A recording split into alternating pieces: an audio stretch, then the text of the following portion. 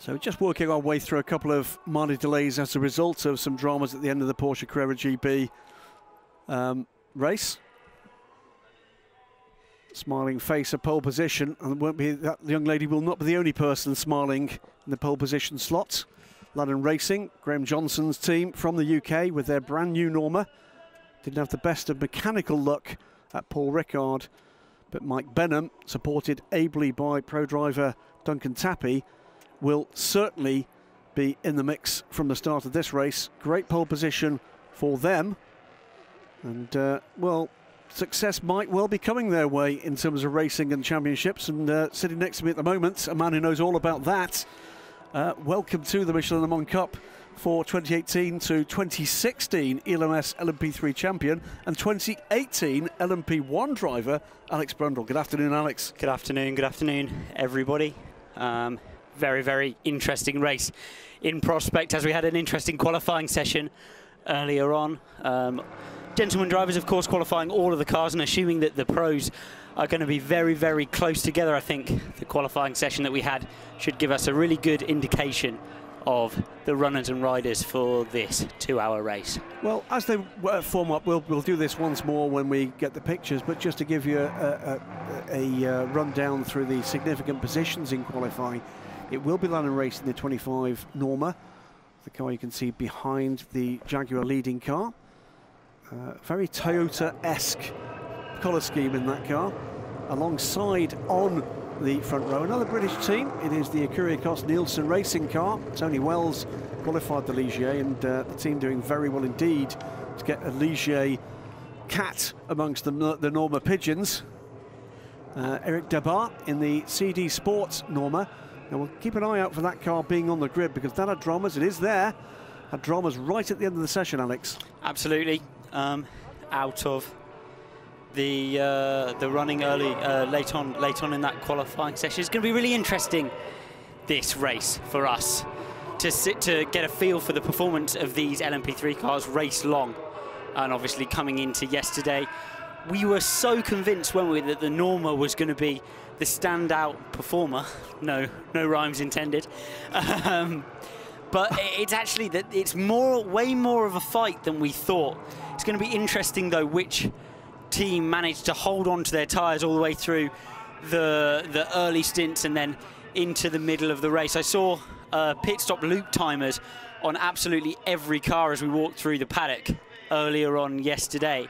And that is going to be a key factor as well, with times so close around the Monza circuit. Very, very little to cut between the cars on the racetrack, so absolutely everything becomes important.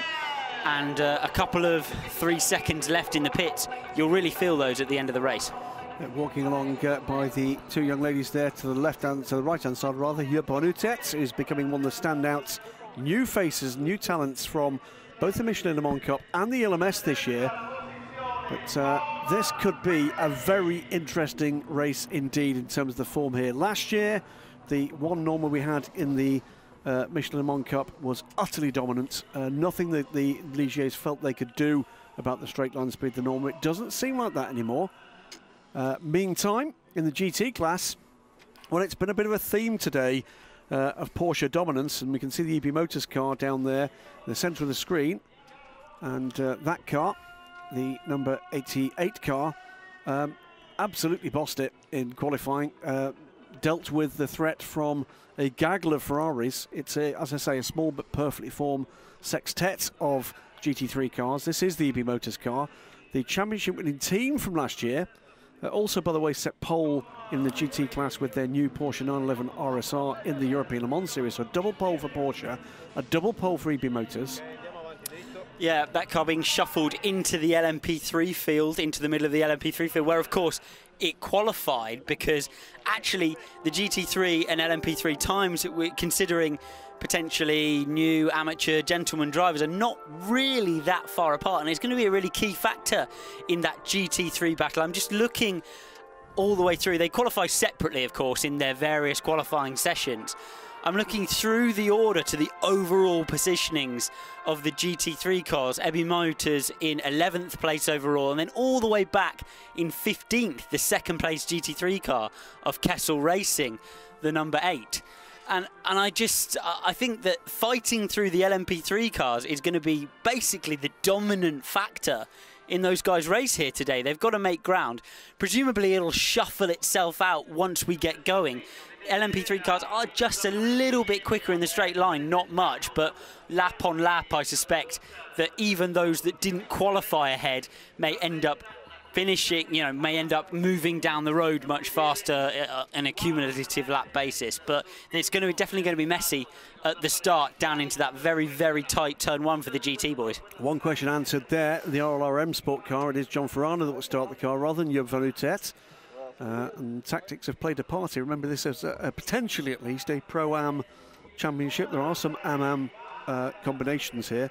Also, we've got a quick shot, by the way, as we look at the pole position setting Norma of Lannon Racing. Good to see that the Brook Speed car, John Schaumann, the Ligier at the rear of the grid. The 4 car had a bit of a whoopsie at the start of qualifying, but the team under Doug Bebb and Martin Braybrook have turned that car around. One of a trio of Graf cars, this one of 2 Ligiers as well as a Norma, becoming more and more popular with the LMP3 teams, the Norma. Very different looking car as well. Yeah, they've done very well with that Brook Speed. Actually, it looked like it had potentially some rear end suspension damage as well as a little bit of floor damage, but they've spun it round very, very quickly and got it out. Ligier obviously having some parts available, or plenty of parts available here for the absolute plethora of LMP3 cars that are running under that manufacturer. So that's really, really good to see. Going to be very, very interesting, isn't it, mid-race as well? Thinking LMP3 cars, a tank full of gas is about an hour's running, about 38 laps or so. GT3 cars running on a similar schedule, and I would imagine we will see almost all 27 cars in the pits around a similar time, which is going to make things very, very busy for mechanics and driver change down in the pit boxes. 3-minute board coming up in about 1 minute's time. And that's going to be, I think, a theme through the whole weekend, not just the Michelin Le Mans Cup, but also the LMS tomorrow, and particularly, I think, with the LMS tomorrow. That pit lane is going to be very crowded indeed. And I know that a few of the teams concerned, thinking about strategy. We might just see a couple of curveballs in strategy around the pit stops for the LMS tomorrow. Within the range that they can. Here is the number 30 car. They've clearly changed the nose on that one after a trip into the arm car outside the marshal's post at the entry to the Parabolica. Absolutely. That's really where having cars in both series is a benefit. When you get down to your... Obviously, these guys are not in the pit garage the whole time. They're in a paddock out the back of the main European Le Mans Series paddock. So they have to bring their stuff in and bring it out every single time they run. When these guys come down into the paddock area, there's a friendly space and a friendly face to help them run their race. And it must be an advantage for those guys who are plugged in to both series. Well, look at it. We've got across this grid, and teams are represented in both paddocks. They're only separated by a hop, a skip, and a jump. Kyrgios Nielsen with cars in both. The same, of course, for Graf, although it's LMP3 cars in this, LMP2 cars in the LMS.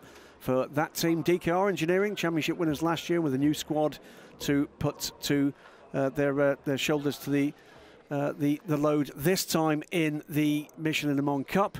We've got EB Motors. We've got, who else amongst that lot? United Autosports, of course, with 7 cars across the 2 championships this weekend. RLR, I think, also. RLR, AF Corsa. So there really are a lot of teams with, if you like, a foot in both camps here.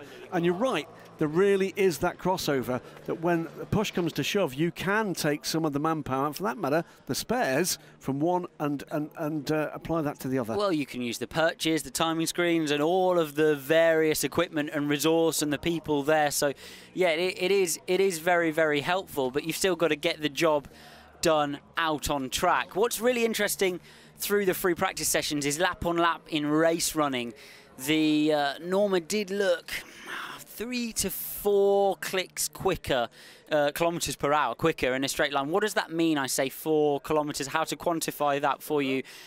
Basically, it's about 1 meter per second. So every 4 seconds, if they sit at Vmax next to each other, a Norma takes a car length out of a Ligier. Yep. That's what it looks like if you were to sit by the side of the track. Thumbs up from Tony Wells there, and great qualifying performance by both the front row men. Mike Benham with his very first LMP3 pole position, and he was utterly delighted with that. There was definitely something breaking in the voice of emotion with that one. That means a lot to these guys.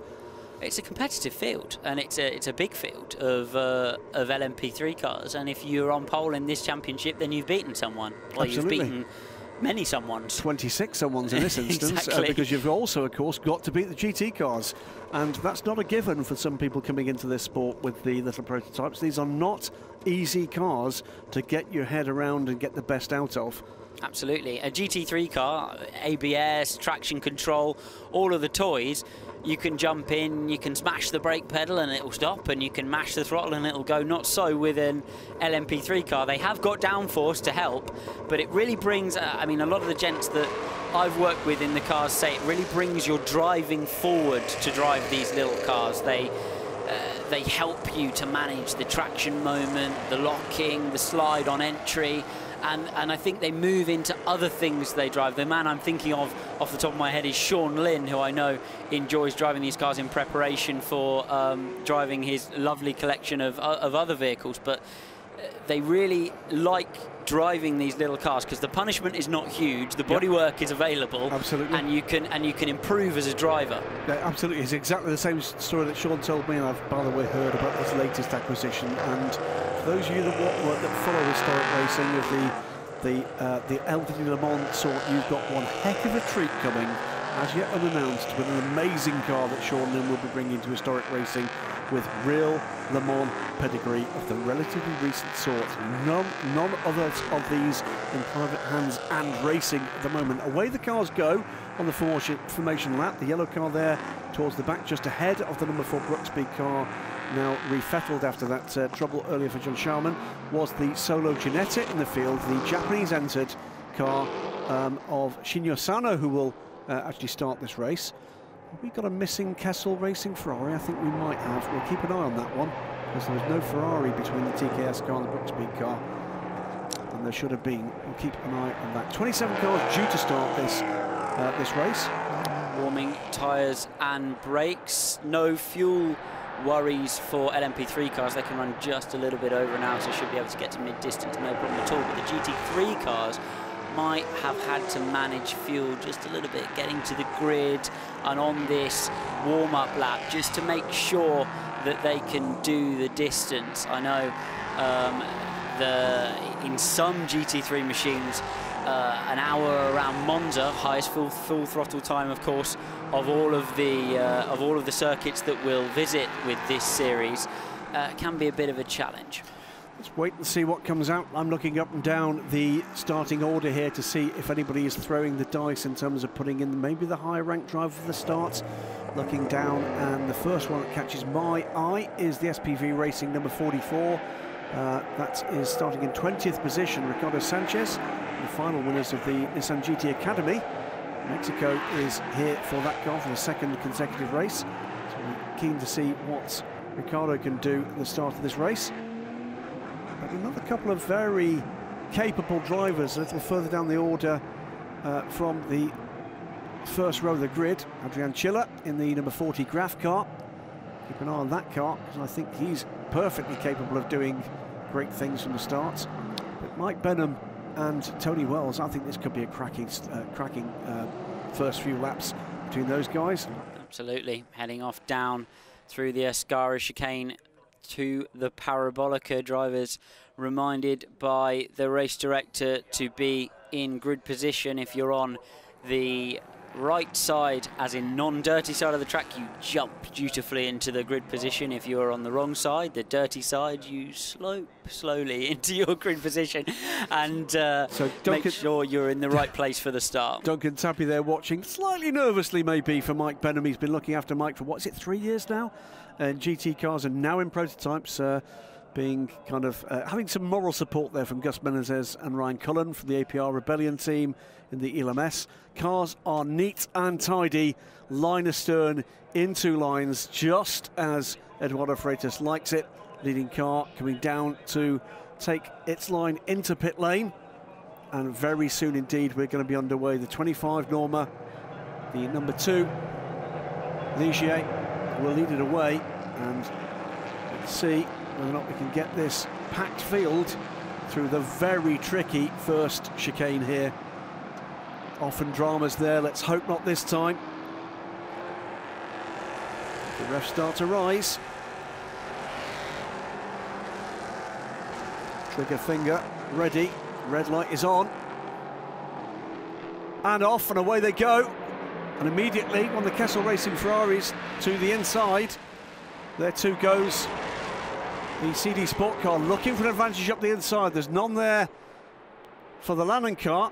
The guy seems to have got a clean getaway. It was a DKR car, I apologise. So the top 3 cars managed to get away cleanly. The top 4 cars indeed in their usual form. The 71 car took to the grass there, just tried to stay away from any chaos that may have ensued. It didn't, but there is a tap towards the back of the field. I think that was the number 9 Cool Racing car. Was that Jerry Kraut's car? Got turned around on the exit to turn 2. Looked like he just caught him and crowded him into the second apex, had nowhere to go, and he just caught the rear corner battle then in the middle of the field between the 65 Graf attacking his teammate Trollier, who's had a really difficult start from 4th position and dropped back now to 6th position. Blenheim leads from Wells, from Dabbard, from Peterson.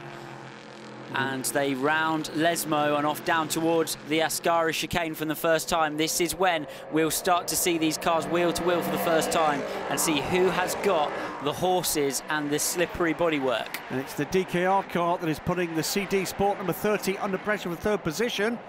This is Jens Pettersson on Eric Debar. A couple of the GT cars, by the way, shuffling back down the order, and indeed the EB Motors car, pole position setting car, has lost the lead in the class to Pianazzola in the number 8 Kessel Racing car. But Mike Benham away and relatively clear, just half a second up there. And there's a move for 3rd. And Pettersson down the inside of Dabard, lovely move there into the Parabolica, very, very positive. What we like to see found the apex and off he heads. Will he be under pressure now as they head down back from Dabard down into the apex of the first corner? He's in the toe and is going to attack down the inside. Is the door open down the inside? Yes, it is. Will he be able to get it done on the brakes? Yes, he will. Wow, great stuff. But does he outbrake himself there? That's the 21 car. That is Schatz in the DB Autosport car, gone by both of the Graf cars, just managed to gather it up. But really close racing in the opening stages here. Mike Benham is away and clear, and Tony Wells now trying to fend off the close attentions of Jens Pettersson as we hear the start of the race is under investigation up the inside, and that's another position gained. You're said to watch out for Adrian Chiller. He's gone by Eric Debar into 4th. The CD Sportman not having the best of the early battles here. Again, impressed by the clean racing here. Some lovely moves going on down the inside of the second chicane. A little bit bumpy under braking, but he managed to collect it up and point it over the first apex. And very, very nice racing from Schatz, who was past there, to not turn in and cause any issue. The battle to watch at the moment is for 2nd position, Jens Pettersson, as Adrian Chiller makes up another position up into 4th place now.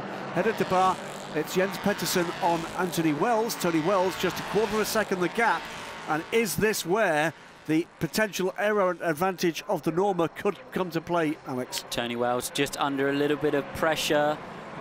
Right move from the 3, decides to sit behind and perhaps have a go down the Rettifilio. He's going to lose a little bit of front downforce through the apex of the Parabolica, but will he be able to tuck into the toe of Tony Wells and have a move down the inside of T1? And behind this group, another change, I think that's John Ferrano as the T1, the turn 1 potential battle comes forward. Up comes the inside of the DKR car. Tony Wells is going to have to cede that position. Can he, though, get the better drive through the turn? There's the 21 and the 40 still battling it out. CD Sport being shuffled backwards here. And the normal chassis just moving through, isn't it? In the wheel-to-wheel racing, that extra little bit of straight line speed in race trim is really showing here in the battles wheel-to-wheel. The Graf car under pressure there. Round the outside for the 21, and he does it. Drove around the outside of Curva Grande. That is not a move you see very often in these little spec races. Up into 4th place. It's a long way around the outside there, and you have to be deep. It's very exciting when you get there, isn't it? When deep on the brakes into turn 3. Trouble potentially, by the way, for the GT leading Kessel racing car. That was the car we saw cut right across the white line, and a big slide from the same car. Probably just been told that's that's under investigation. But the car 8 reported for abusing track limits at the start of the race. Yeah, the inside the white line down to turn 1 is off limits, but there's plenty of track there, and if you pass somebody on that piece of the racetrack and the race director spots you, then there will be trouble. I suspect that's what happened there. I'm sure that's absolutely right. So maybe trouble ahead for Pianezzola in the Kessel Racing number 8, leads GT at the moment. There's all action elsewhere. There's been a change a little further down the order here with the Kyrgios Nielsen 79 in the hands of Alistair McCaig, going by John Ferrano for 10th position, 14 car. Having passed Anthony Wells now, Pettersson has set off in very concerted fashion after Benham at the front of this field. So now we're going to have a lap-on-lap battle on pace. He's taken half second out of him over the last tour of the circuit. So we'll see if he's able to close down and make that move on the Lannon Racing. The Norma plays Norma at the front elm. Tony Wells still upholds the honour of Ligier in 4th place. Yep. And a big spin there. And that is the 22 car. Maguire in the United. Jim Maguire way down the field, I'm afraid. Jim Maguire in the aero liveried car, the 22, 24th position, and he's lost another position almost immediately with that spin. Nico Schatz, meanwhile, is closing on the DKR car in 2nd position. This 3-car normal battle. There was already damage, wasn't there? A little bit of damage, potentially. That, yes, as he cut the tyre with that. Can't see damage to the tyre from here, but perhaps just affecting the rear slightly. And he's, the 21, putting pressure on the 3. That's for 3rd place. Schatz on Pettersson. So both those Normas making moves now, and they are closing in on Benham at the front of the field. So we have a good battle then through the first 3 positions. Trouble, it's 2 cars involved. That is one of the Kyrgios cars. That is Alistair McCaig, in fact. And that's in the 2nd Lesmo. And collected by the number 65 behind. Yeah. Oh dear. Caught him out under braking. That's Patient in the 65 Ligier, and takes Alistair McCaig into the gravel. Bad news. Safety car. Yes, indeed. He's on track and has picked up the leader now. Yeah. Looks like he just potentially underestimated the downforce loss a little bit on the brakes. When you're right underneath the under tray of someone like that, you do lose a little bit of front end, but that'll be a learning experience for him. So 8 minutes in, and the field is brought under the control of the safety car. And as they stand, Lannon Racing in the hands of Mike Benham. The 25 Norma ahead of the similar DKR engineering car, Jens Pettersson, in the 3 car. Then the 3rd of the Normas in the train, the DB Autosport car of Schatz. Tony Wells, as you say, quite rightly upholds the honour of Ligier in 4th position. Let's wait and see if the second Kyrgios car can come out. The damage to the rear there of the number 22 car. Yep. Being looked into by...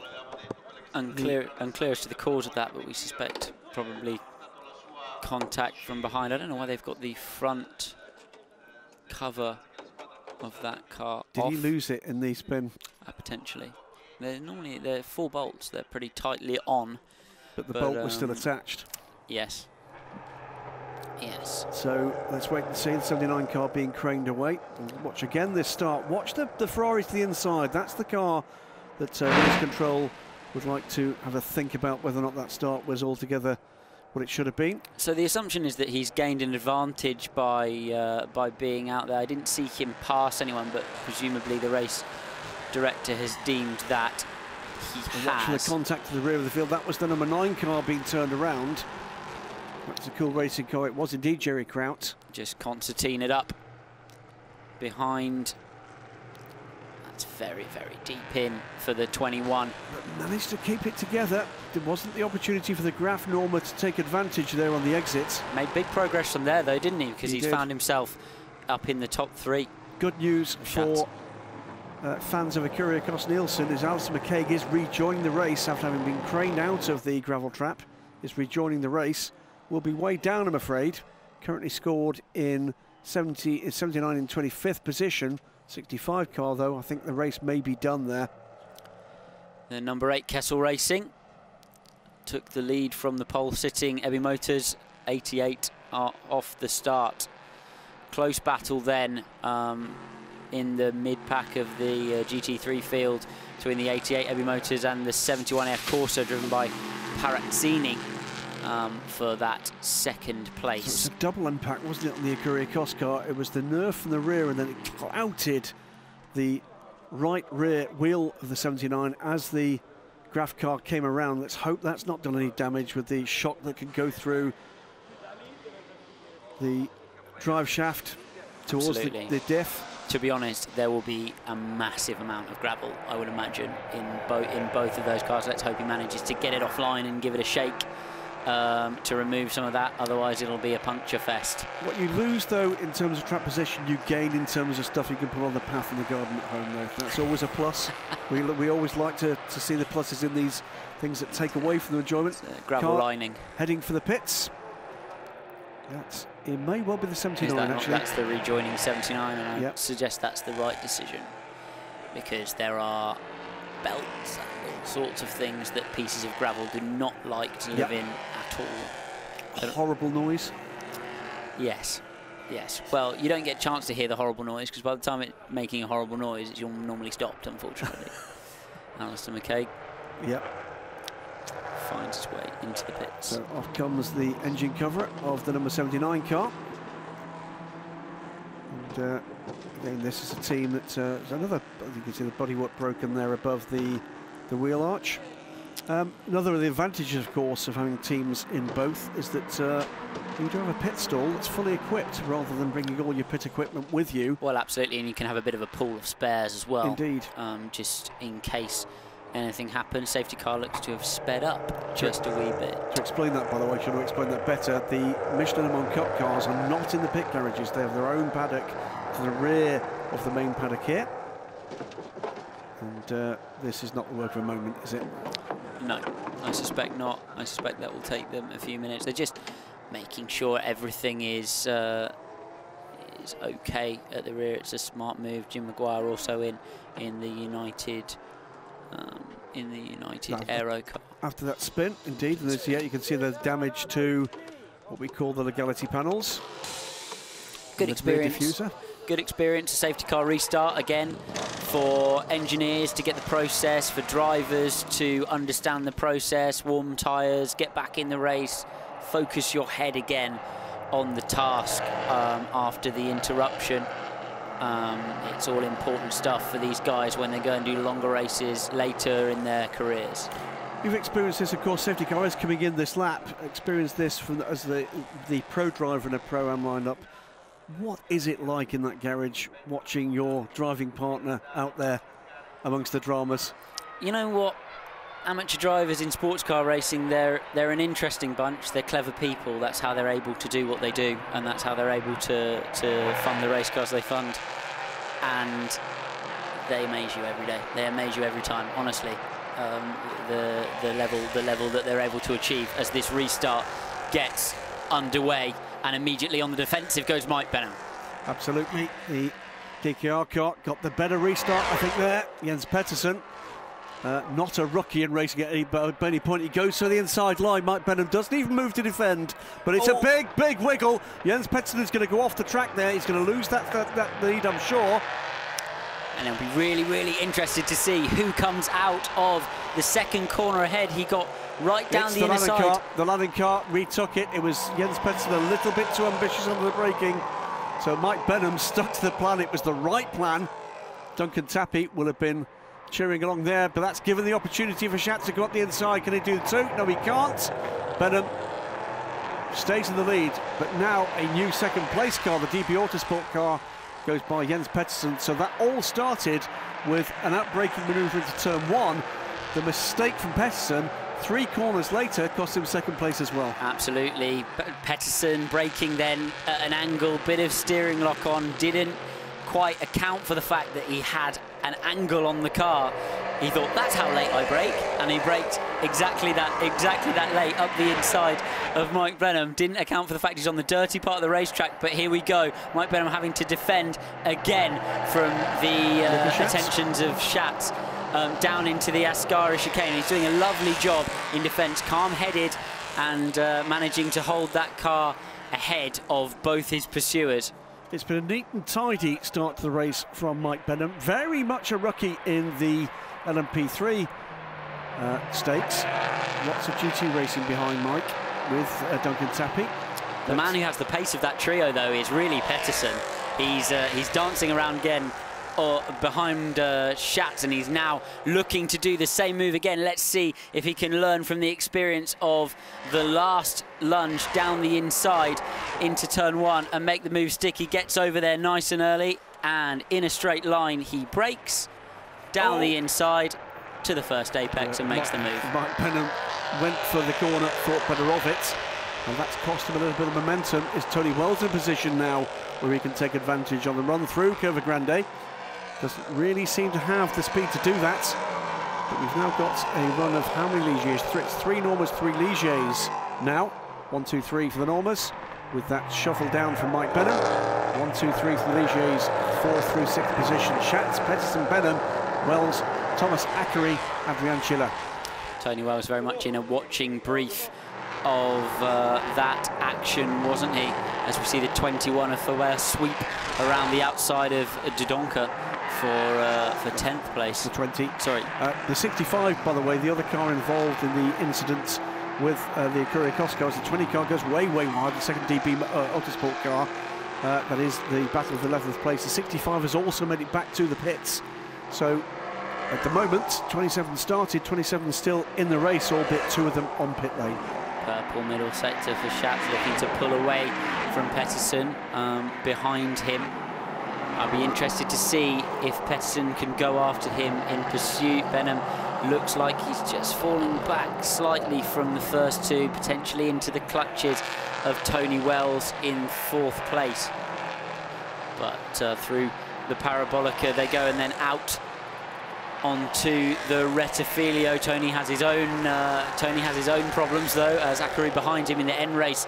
Ligier number 99 is crawling over the back of him, looking for that 4th place. Let's see if he can do it down into the first chicane. Dives late to the inside and looks under braking. No, not quite late enough. Back to the racing line and looks to line him up then out of the exit of turn 2. Gets a lovely exit. Car lurches forward as he gets on the gas pedal, and he's back into the slipstream then of Tony Wells as they run through the inside of Curva Grande, right in the toe again. Which side do you choose? Down into turn 4. He darts again to the inside. Nice late move. He's got it done this time. Very sensible from Tony on the outside. Lives to fight another day. Not struggling a little bit with the pace of that car with just those front runners, isn't he?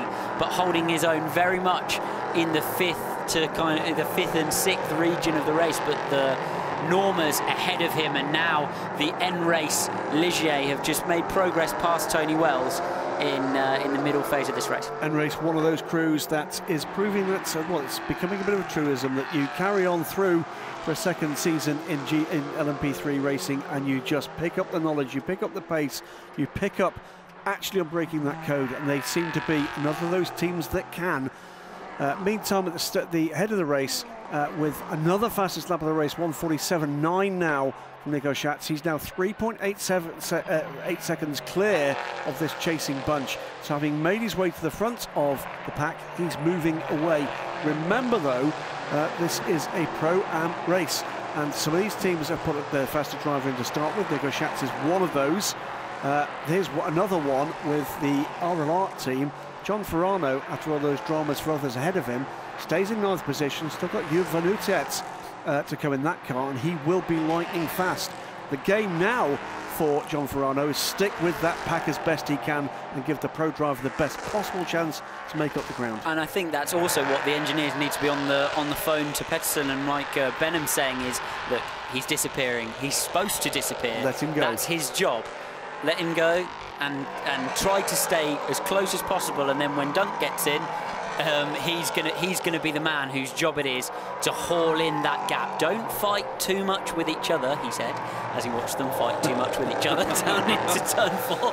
But don't fight too much with each other and just make progress now into this race. Well, we've got Duncan Tabby to come in the Lannon car. We've got the very impressive Leonard Hugenboom to come in the DKR car. That could be one heck of a battle still to come. We've still got at least 35 minutes with these guys at the wheel of their LMP3 cars, and this has already been a pretty engaging stuff. There's Ferrano at the back of that pack. That is the 9th position car, so all of the runners ahead here in the top 10 overall. Nico Schatz is disappearing up the road. He's just taken a further 7/10 out of his fastest lap, 1:47.0 this time, and it's purple in every sector That's again. Actually ballistic for race pace. 1 minute stop and go for the 96. That is the Ginetta. That's the Ginetta, which has just made its way into the top 20 in the hands of Shinyo Sano. So whatever the technical infringement is, the Ginetta is in trouble. We can see it moving out to the outside there. In fact, I think it was just about to pick up a place from Eric de Donker. And those apologies, that's the SPV car. That's me misidentifying bright yellow LMP3 cars. Those laps that Nico Schatz is doing are qualifying laps. They're really quite impressive. Oh yeah, he's already 8 seconds to the good over this chasing pack.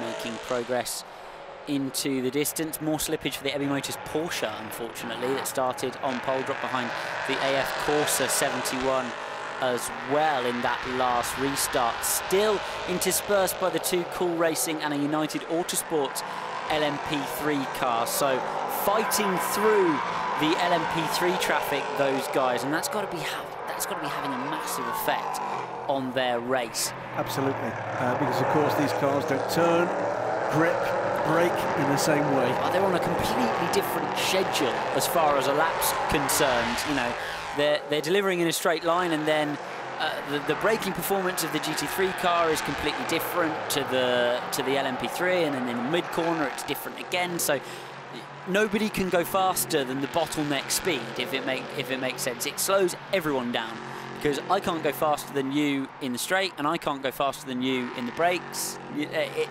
It really affects the way the guys are having to drive the race. Fascinating 3-car battle here between Adrian Schiller in the 6th place number 40 Graf car, followed by Eric de Bard, the car that's dropped back down to this point of the order from being right in contention for the lead. And right behind is another Graf cars, Adrien Trullier in the number 39 car. That's the Graf Norma. 2 Ligiers and a Norma for Graf here. But those 3 cars really having a major tussle, but staying with the overall lead group here. Staying with the lead group as well is Tony Wells and Akari in the N-Race Ligiers. They're just managing to hang on to the Normas ahead of them, and if they can just tag on the back and get in a rhythm, it's going to be massively beneficial to their race rather than having no reference points. I really think for these guys driving at the start of the race, amateur drivers in the start of the race, if you can see a reference point in front of you, gives you an idea. Did he lock up when he braked? Oh, I can do that. Yeah, maybe I'll try what he's doing, and it really will benefit them to keep in touch with the leading pack. Bit of a wiggle through turn 2 there from the CD Sport number 30 car. So it keeps it on the relatively straight and fairly narrow.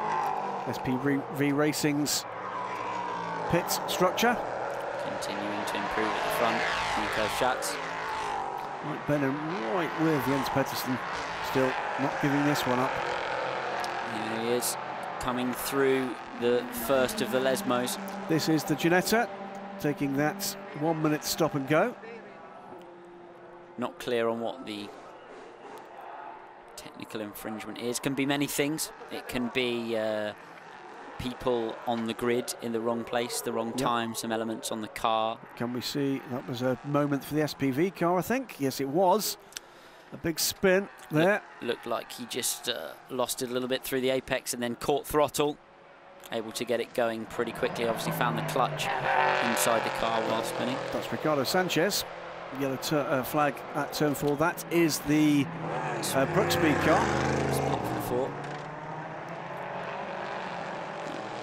And he's just clipped the curb, I think, on the entry in. Dropped on the first apex. We've seen a lot of rear locking moments, rear locking spins, haven't we, this weekend from almost all classes. Everybody struggling with the rear end of the car under the brakes. The 20 makes further progress, so that's very deep. Richard means he's just up the inside of the 23 car. And well, there's an interesting moment. That is two cars getting a good run through the Parabolica. Richard means right in behind the Norma. What can he do on straight line speed here? The answer is he's staying with him. The Norma is not pulling away. Can he have a go down?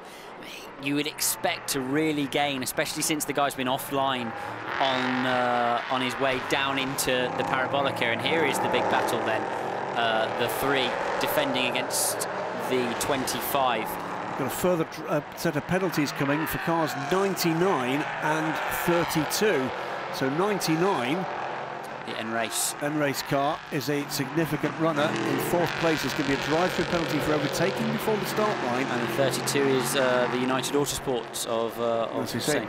Yeah, had trouble in qualifying. Made a good recovery since then, by the way.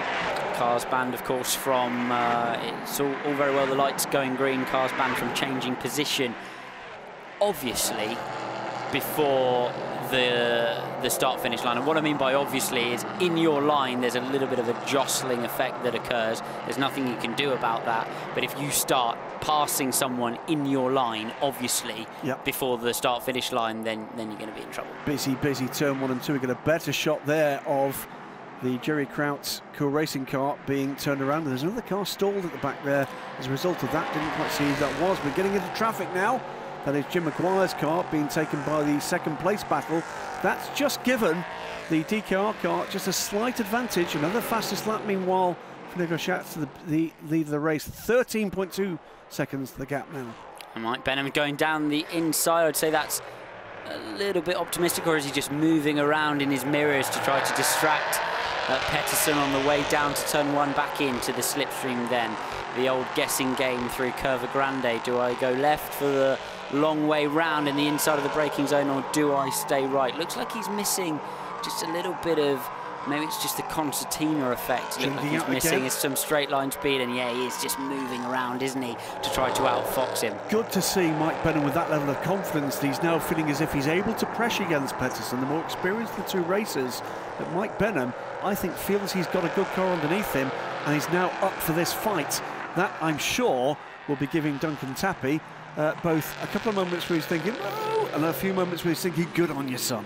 Absolutely, absolutely. 20 down the inside of the Dodonka. 98. Dodonka, goes in deep, but gets it done. Those offline areas still dirty, but cleaning up, aren't they? They were really dirty this morning for the various free practice sessions, and look, that is the gap. It is the entire length of the straight down to the Parabolica for Nico Schatz. He's just put another fastest lap of the race in, 1:46.597. He's about to shatter that, I think. No, he didn't. It was a slower 3rd sector, but another one in the 1:46s as opposed to 1:49s for the battling cars behind. Tony Wells is the latest man to put Jim Maguire, the delayed United Autosports car, a lap down. So 3 seconds for 15 laps. He's looking at a potential minute lead. Yes. When he pits. So he has got the opportunity here with the race under full green conditions and a clear track ahead of him to just get the hammer down. There's not a lot of traffic yet. 15 seconds ahead already, of course, but even though that even being the case, it depends who comes next. If Pettersson and Benham manage to keep a good pace between themselves and not fight too hard, then it's all to play for. That could even be the net lead of the race. I think there's an element of one of those 2 guys needs to be having a sensible tablet. We see a nice move down the inside. Is that graph on graph? There's graph on graph action. Actually, no, there's no graph on United. That was, it was Maguire, wasn't it? There's three red, white, red, silver and blue in one case because it's a graph car behind. I think it's the graph Norma behind Jim Maguire now. Those liveries are just so different. I don't know how I possibly could have confused them. It's just moving through the traffic. The CD Sport car just tucking in behind. So another two Norma battle, Drouillet against Eric Debat. Behind that leading car, by the way, and then behind that leading three cars, really very close indeed. Libby Motors car in the hands of Venerosi is just dropping back a little. Venerosi, the less quick of the two gentleman drivers in that EV Motors car. And then GT3 cars in the race have found each other. Yes. Which is nice. It's kind of sieved itself out, hasn't it, to the point where there's the Cool Racing stuck in the middle a little bit, just defending the bumper of Piazzolla, who's leading that class in the number 8. So he's between. But is under investigation. He is under investigation, exactly, for passing before for the start incident. I presume that. It's interesting, actually, isn't it? Because 2 penalties have been given for passing before the start-finish line. He's under investigation for the start. So you would presume that he was under investigation for something different. Maybe. We'll wait and see. Oh, no, of course, it was the track limits. But it's the 4 cars following. In fact, they've all now found each other, with the exception of John Hartshaw, who's a little way further back after a tricky start to the race. 16th through 20th is the GT battle, and those cars are separated by something like 20 seconds, the top 5 in GT. Meantime, though, the real action is underway in LMP3, and the battle we're watching right now is the battle for 6th, 7th and 8th position. John Farano still hanging on in there behind this little group of cars. The 39 Graf Norma has gone by the CD Sports, some of the CD Sports M30 of Gebhardt. But all of these cars, whichever chassis, whether it's the Normas with the more pointy nose, the flatter nose of the Ligiers, and the solo bright yellow Ginetta, all powered by the very same Nissan V8 engine with the same drivetrain gearbox. All of those drivetrains built by Orica in France, supplied to the chassis suppliers for onward movement to the customers. You just see the Ginetta panel in the background there. Absolutely, very much a spec LMP3 series, and that's why we get such close racing here and such accessible racing as well. And the next phase of the LMP3 story underway right now with the tender process, the process for who is going to get the Car 99. Meanwhile, oh dear me, N-Race reported to the steward for not having done the drive-through penalty. That's a big mistake. I suspect the reason is because they can't get in contact with him. I wouldn't. Not many drivers will. There are drivers who will, yes. but not many drivers will receive a drive-through penalty and go, talk to me later. That, you know, most guys will report in. So I would have thought they can't get in contact with him on the radio, which is why he's not done that drive-through. However, he should be looking at the flags. Absolutely. Meantime, though, to complete the point, and there's another change there. That's the 39 and the 30 again. These two are basically banging wheels with each other as and where they can. Process to select the next round of chassis suppliers for LMP3, which may very well include the ones we've currently got, is underway right now.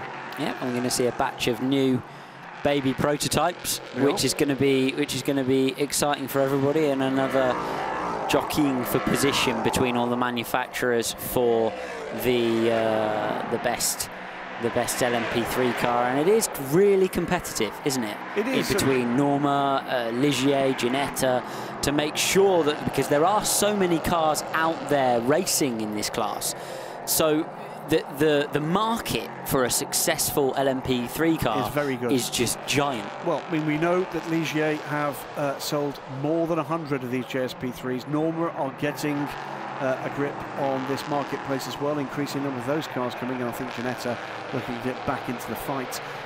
We are over half an hour into the with the 2-hour race. Mike Benham in the 25 car that started from pole position in the London Racing Norma. Charlie George is down on pit lane now with his pro driver Duncan Tappy. Let's hear from them. Yeah, I'm down here at Lannon Racing. I'm joined by Duncan. Duncan, first of all, welcome to the championship. Thank you for having me. We're loving it so far. Yeah, it was a frustrating first round for you guys, but today seems to be going great. Started with the pole position, and Michael's holding his own out there. Yeah, he absolutely is. You know, Paul Ricard was a disappointment, you know, considering our pace from practice. But, you know, we have kind of redeemed ourselves here. Mike put it on pole, and he's having a really sensible drive out there. You know, it's a long 2-hour race, so the main objective was to keep it on the track, and we'll see where we end up at the end of it. Now, as a pro, how does it feel when you're in here in the garage watching him out there? Do you feel nervous? A lot worse than I am when my bum is in that seat. It's weird. It's like a control thing, you know. But of all the years of coaching him, he's listening really well, and he's applying himself brilliantly. Thank you, and have a great race. Cheers, thanks. Duncan, been around for a long time. You'll know Duncan, I'm sure. Well, I know reasonably well. Let's watch again, though, while that was happening. Bit of an incident at turn 1, Alex. Of course, another one of those rear locking incidents. Tries to make the move down the inside. Does, I think it was Eric Dabar in the number 30 car. Yep. Locks the rear, realises he can't get it stopped, and in some ways charitably decides to scoop it into the left-hand wall the graph car, didn't he? To not collect the graph car. So fair play to him that when he had locked the car up, he had the presence of mind to not collect his competitor. That said, there is an option to go straight on there. Yet another brake locking moment from the rear. They must be really, really snatchy this weekend across the rear axle. I'm going to go and find out why that is from my old LMP3 engineer. Absolutely. Yeah, we've got another 4 hours of action after the 2 hours we've got here involving LMP3s tomorrow with the European Le Mans Series. There's the number 8 Kessel racing car. We haven't heard any decision on whether or not there'll be a penalty for this car. The longer it goes on, the more likely it is there isn't.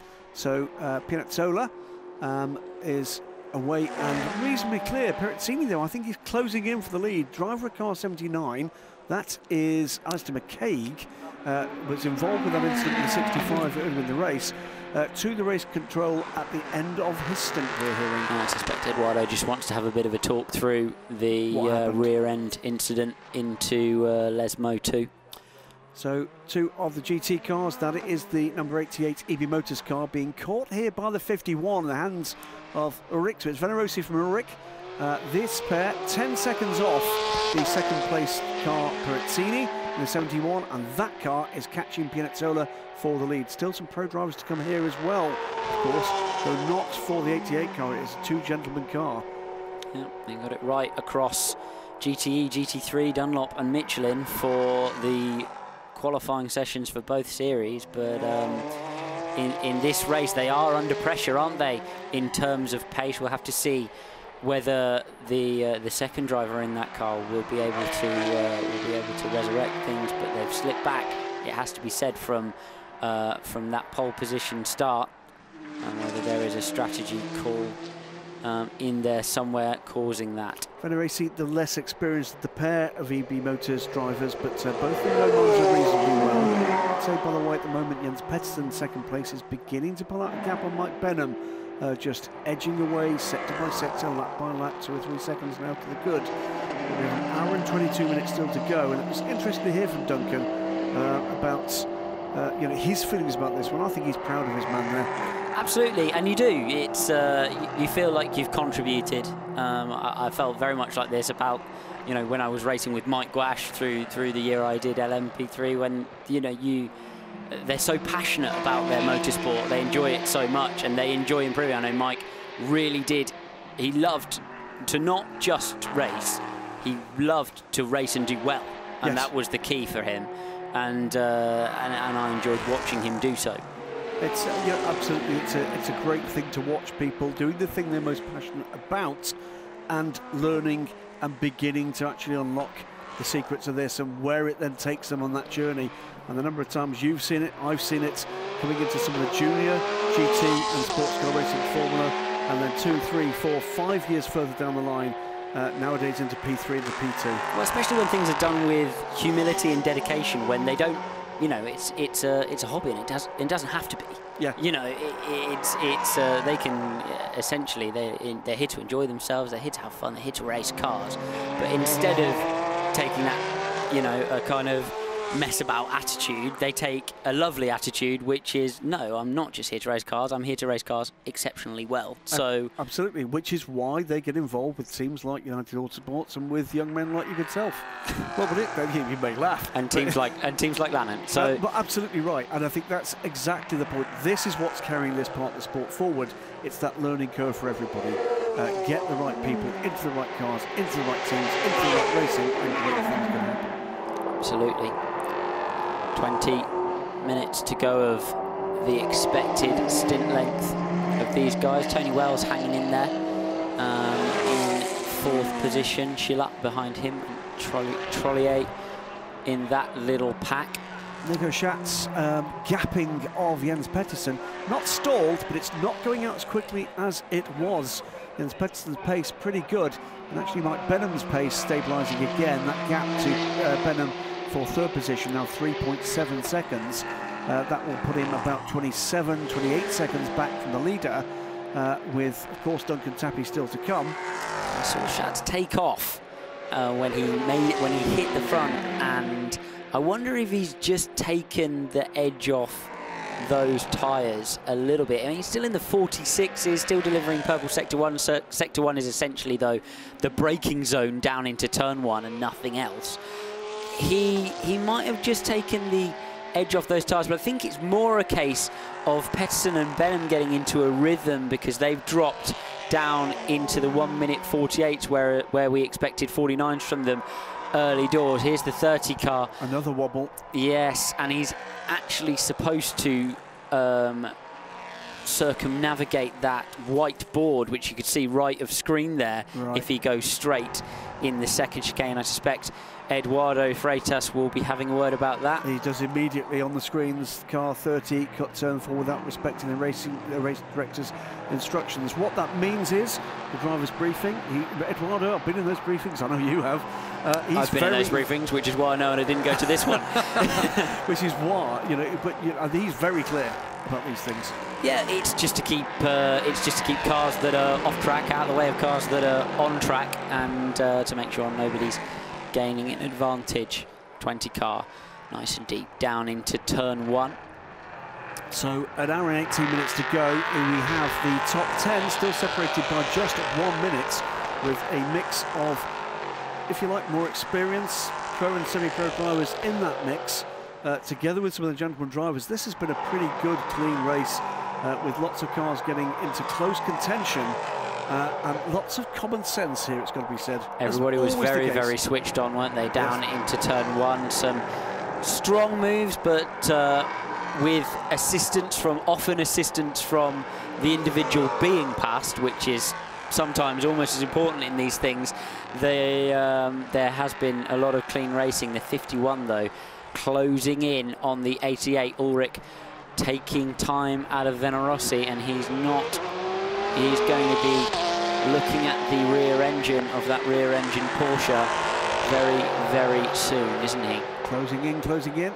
This is the GT class, GT3 spec machinery. It is 5 Ferrari 488s against this solo Porsche, set pole position in the hands of Venerossi's teammate Pacciani.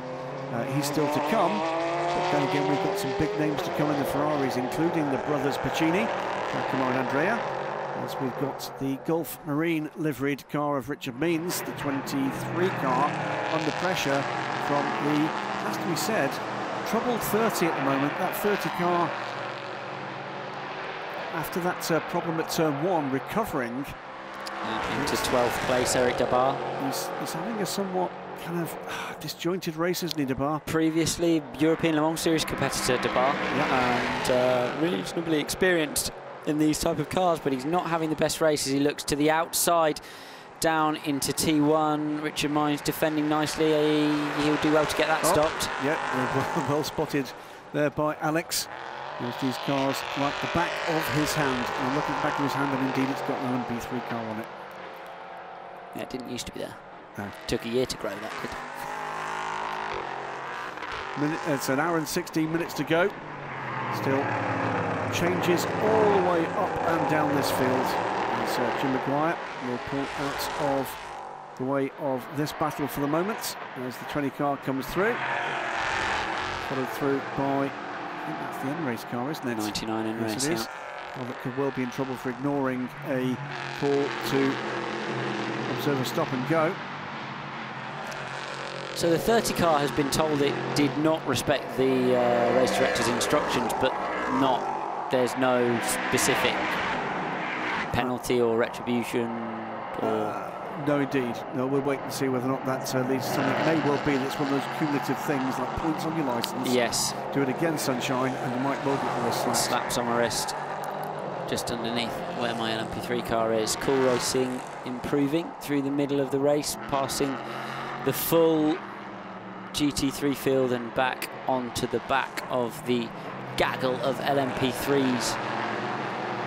Now, yeah, Nico Schatz at the front. I wonder if he's moving through a little bit of traffic, but he's not. You're absolutely right, Graham. Not pulling away the rate he was doing before. Watching, by the way, at the moment, the progress of Ricardo Sanchez. Now, he's not had the cleanest of races. We said we might see him coming through, but all of a sudden he's beginning to make some progress. Sanchez now up into 8th position. Yeah. John Varner, by the way, in 7th now. And change again there. It was the N-Race car going by the 20. Yep. It was for 9th. Through that, struggling with the rear down into the apex of turn 1, 79. That's recovering Alistair McCaig way down the field. Laps down, but he'll be frustrated by that. 8 minutes in the pits for the 79 car. Alistair McCaig with a date with Eduardo Freitas for a little later. Looking to show that it's got the pace in the car. And the GT entries are really, really important here, not just because it's really, really nice to have GT entries, but also for the LMP3 competitors, because there have to be, in order to learn this type of racing, there have to be GTs on the track. Yes, they are absolutely a critical element of this kind of racing. Slower cars on the track and then faster cars on the track is yet another thing. But if you're not moving through the traffic, you're not sports car racing. Absolutely. The other thing, of course, is behaving differently in the corners, the different lines you need to take with mechanical grip as opposed to aerodynamic grip. It is, if you're looking to take the next step up, absolutely essential that you understand what you need to do. And car 20, was it 20 last time? No, 30 last time, but same issue across exactly I think it depends how far you've, in realistic terms, it depends how far you've turned in to the second phase of that. If you've just dropped it on the brakes, then you're expected to go straight. If you're halfway in, nobody's expecting you to turn around, find the yellow line, go around I don't think. But it's a case of where that balance lies. 20 and the 30, both of which have had, I said a little earlier, some disjointed running. 30 though, Debar looking up the inside now of the 20 car. Debar's certainly got some pace, a few little issues, a little bit messy moving through the traffic. Big slide for the 20. And that's why the 30 car got back onto and over the sausage curb and left a little bit of the car back at the scene of the impact. I think it's same old issue with the LMP3 cars, is that you overheat the surface of the rear tyre. It's very, very hard, the rear tyre on these cars, and they are moving around on that surface. Which means, meanwhile, he's hanging on in there. He can see that we've got a couple of drivers ahead that have had that just moving from one minor incident to another. Might there be an opportunity here for the United Autosports man in 12th to get back into the top 10? Yes, absolutely. Smart stuff from him at the moment. He's just hanging on there and waiting to see what prevails up front. Debar still attacking Thuer and looks down the inside at Ascari. Will he be able to make the move? Yes, he will. Make sure he doesn't catch the curb on the inside, and nice and tidy through the exit and off down, but we'll have to defend yet again down on the way to Parabolica. And I think we're shortly going to be having an interview with Bikini from the GT class. It's Giacomo Bacchini. He's the co-driver of the number 8 car that is leading in GT at the moment in the hands of Piazzolla, down with Charlie George in pit lane. Yeah, I'm down here at the moment at Kessel Books, and I'm joined by Giacomo. Giacomo, I mean, it's his 4th circuit race. He's leading. It's all going very well again. Yeah, Sergio did an amazing start in doing a great job. The car seems to be very, very good. He gained a good advantage on Perazzini, and we are in a good position. So we're very, very happy. Now, there was something flashed up on the timing screen at the start. Have you heard any more of that? Sorry, can you say it again? There was talk perhaps of some kind of penalty at the start. Have you heard anything more on that? I think that Sergio just moved a little bit too much outside the white line at the start, but he didn't overtake any car, so it was like a small track limit, but nothing happened. So I'm really thinking that the race direction will not take this decision. And you're looking forward to getting out there and having your turn? Sorry? Are you looking forward to getting out there and having your turn? Yeah, of course, of course. I'm really looking forward to it, yeah. Thank you. Thanks to you.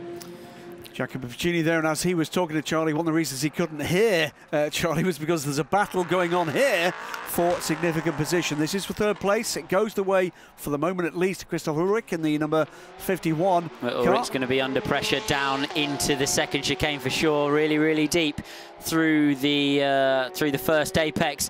And then slow off the 2nd apex. Let's see what the Porsche can do.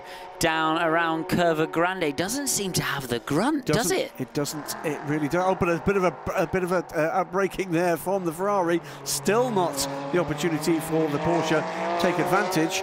We're about 10 minutes from the halfway mark in this race, and maybe, just maybe, some tired hands, some tired feet, some tired eyes.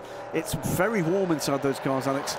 Absolutely, yeah. GT3 cars are, some of the newer ones, some of the newer models do have some aircon systems, but most of them are extremely warm inside. Nevertheless, Bacchini will be ready to jump in that car. I don't think Charlie gave him too much of a choice whether he was excited about jumping in or not. Did you will be excited. Absolutely right, they should be. Quite correct that Charlie should point that out. So should be. It's a Ferrari at Monza. It is clouding over though. Now we can't see outside from where we're sitting, but I'm hoping that's not dark clouds. We're expecting a bit of that maybe tomorrow, but with an hour and 8 minutes, an hour and 9 minutes still to go, surely weather's not going to play a part in this one. Well, the meteorologist in my iPhone did say there would be some rain mid-afternoon potentially. Do they live in your iPhone? They do, yes. Wow. Tiny. Teeny weeny. Exactly. Well, we'll see. Ferrari, though, pulling away, and Rick is consolidating that 3rd position. 19th overall, by the way, at the moment. Meanwhile, the lead of the race, while this battle goes on, all of a sudden, Nico Schatz is actually making hay again. This is leaping forward to about 35, 36 seconds ahead as we start to see some of the second drivers getting ready for stops that can happen within about 3 minutes. I suspect Nico Schatz may have just been making his way through a little bit of traffic, or same class traffic, or the GT field. If you get stuck, and being in the lead of the race will be being, with a gap, will be being slightly cautious. Either that or he's nursing a little problem which he's managing in there, but there's not too much that can go wrong with an LMP3 car where you could have a problem and then fix it again and carry on at the same speed, so I suspect just traffic for him. Well, you've heard of Super Mario Bros, that's Super Bacchini Bros. It's Giacomo and Andrea for Kessel Racing. Meantime, I'm just watching timing screens here. Tony Wells is back right with Mike Benham. Now there it is, great pickup from the guys here in the truck, and Tony Wells. No further action regarding car 40, but Tony Wells is absolutely stalking Mike Benham now down towards the Ascari chicane. Will he be able to stick to the back, losing a little bit of downforce through the left? Drops down into the apex, a little bit of curb for Tony through the middle, and then flat out through the exit. Looks like he's got a nice run. And Adrian Chiller is catching this pair as well. See the Norma in the background. Sorry, Norma plays Ligier, though, in this battle, and will Tony be able to make the move down the inside into Parabolica? They've both gone deep. Tony thinks better of it, just sits behind at the apex. One more lap for this pair before we get to the stage that the Pit window opens, drive-through penalty meanwhile for car 32 for crossing the white line at pit exit. That is the Algeciras United Autosports car in 18th position. It's not been a great weekend so far for that car. Shows real promise. Still got Colin Brown to come, by the way, in that car. Real star in IMSA racing, first time in the European Le Mans Series, but has been a starter in the Le Mans 24 Hours, and indeed a podium sitter in GT. Absolutely, and with the proximity of the front cars running 2 till 6 in this race, once the pros jump in all of those entries, I think we're going to have an absolutely storming race on our hands. Especially pitting later here is better. You will gain time. 2 reasons for that. Firstly, you will put less fuel in the car because you will be running later you will be not needing so much fuel to get you to the end of the race. Secondly, you will run for longer with less fuel in the car. Which means having a look around the outside of the 30 car and doing it. Well done there. That was an odd place to make that move, though. Absolutely. 30 car didn't seem to have the pace it really should have had at that point. Meantime, this is Ricardo Sanchez now on the rear end of John Farano, a battle for 7th overall.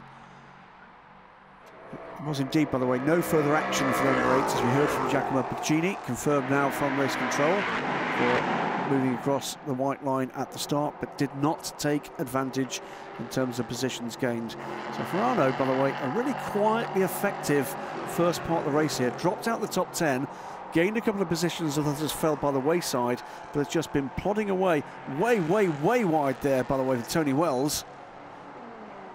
And in comes EB Motors car, by the way. EB Motors car, first car to pit, apart from the Graf entry, but at the rear of the field, troubled Graf entry at the rear, and Kessel cover them straight away. They cover the pit stop and they will pit straight behind them, so let's see who of those 2 GT3 cars comes out first. By the way, unseen by me, the number 99 has taken a drive-through penalty. There's a 25-second pit stop marked against the 99, but may well have been too late.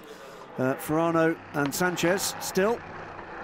And, John Farano, Canadian driver, with last season with Alex Capadia. And this season with Joop van Uytert, and Sanchez jinking around, trying to unsettle the Canadian driver ahead. Trying to find which side he'll go. It's floating in the middle of the road is Farano, and he's done him on the clean part of the racetrack, and I think he did let him go. Yeah, down into turn 4. Too close to the driver changeover for that level of heroics, I'm guessing. I suspect he's just thinking, look, I've had a good stint. I've got a good stint. I'm as tired as I'm going to be this afternoon. I've got an ELMS race to come tomorrow, exactly. Of course. Let's just get this one. That's too deep. And someone has remembered the 99 again? That is the correct protocol for if you go straight in turn 4. Because you've got full view of the front of the car of cars coming across your bow. Yes, potentially that. Although I always think it's quite the tightness of the re-entry onto the circuit is supposed to prevent you taking advantage, but it forces the car into such an angle that it kind of jumps into the middle of the road, which I always think is slightly racy, to be honest. But remember, I know you're a racing driver, there is a brake pedal as well. Is there? Which one's that? Yes. 71 car on pit road, as indeed are all of the GT cars, with the exception of the number 50 Kessel Racing car, which I think will be in at the end of this lap. The order as they came in: Kessel Racing number 8 in the hands of Pinazzola, from Perettini, and then Christopher Ulrich, Venerosi in the EB Motors Porsche, Schiavone in the 77 Kessel car, John Hartshorn still to pit, and it will be the pro drivers where they have them that now join in the fun, including the Piccini brothers. Ollie Hancock will be in the Kessel Racing 50 car, Piccini in the Bacciani in the 88 car. The man who set pole position is already out and running. The big question is, what can Duncan Tappy et al. Do about the lead of the 21 car in this second hour of the race? Now up to 43.5 seconds, and has indeed built up another chunk of advantage, and that may well be, that's actually down to a little bit of fatigue on the part of the cars following, with the less experienced drivers, Jens Pettersson, Mike Benham. Mike Benham, meanwhile, still within 4.5 seconds of the second place car. Tony Wells dropped back around a second back from being right under the rear wing. Now what happened here? That's just the brake dust. Good grief, there's a lot there. Just the brake dust, and that's what happens when your ABS system repeatedly smashes your brake pads in and out of the brake discs 35 times, and absolutely maximises the braking performance without any concern for locking. However, not perhaps the most efficient way of using a brake pad if that's the one that you're concerned about. You can get in trouble with a GT3 car over a 4-hour distance, not over a 2-hour distance with pure brake wear. If you're on a competitive brake, if you're on a racy brake package. The first of the LMP3 cars in the pits, that's Tony Wells. That's the Brooksby car, that's number 4 car. I think Tony Wells actually came in behind him. Come in just behind him. So Tony Wells is in. Cool Racing's 24 and 9 are both in the hands of Alexander Coigny and Jerry Kraut. Jerry Kraut recovering well, by the way, from that spin at the start of the race. Who else is in? DB Autosports number 20 car that's been at a pogo stick type progress through the first part of this race. TKS are in the Ginetta, the 96 car from Chinyo Sano. John Schaumann we can just see there. I should say, by the way, that we have lost one car by the look of things. The 65 Graf car did not emerge after making it back to the pits. The incident that involved Patian and Alistair McCaig. Alistair McCaig, by the way, will be making his way towards race control. In comes... Is that the leader? Yes, it is. Yes. Nico Schatz pits from the lead. Pits. And let's see if the DKR engineering can take a couple more laps. I suspect they will not do so and will get the Pro in the car as quickly as they possibly can. 59 minutes to go now, well into the period at which the Pro driver can finish the race. And Schatz heads back out onto the racetrack, so must have come in before that. Let's see who of course Schatz does not head back out. His co-driver will What's do happened here? so. Trouble for the 21. And it looks to be in trouble, doesn't it? It's pulling off the track immediately as it's Wolf, isn't it? Wolf in the 21 car. Goodness. Immediately, and that's big trouble for the lead car after building up a 46-second gap. And there's a problem for the leading car. So that's Master off. And he's sat in the runoff area at turn 1. Wave yellows. And this is absolute disaster for them. So what's happened in the pit stop, the only thing I can think of is something potentially kicked on or off in the pit stop. What happened here? In the driver change, but let's have a look. He's come down the pit lane on the limiter as normal and off toward his team. No, he just went. He just went straight through. Oh, perhaps he missed his box. But then he's stopped at the exit because he's run out of fuel. Oh dear! Oh dear! Oh dear! Nico Schatz. There's a reason why. There's a reason why they come in the pits. That does seem a little early to run out of fuel.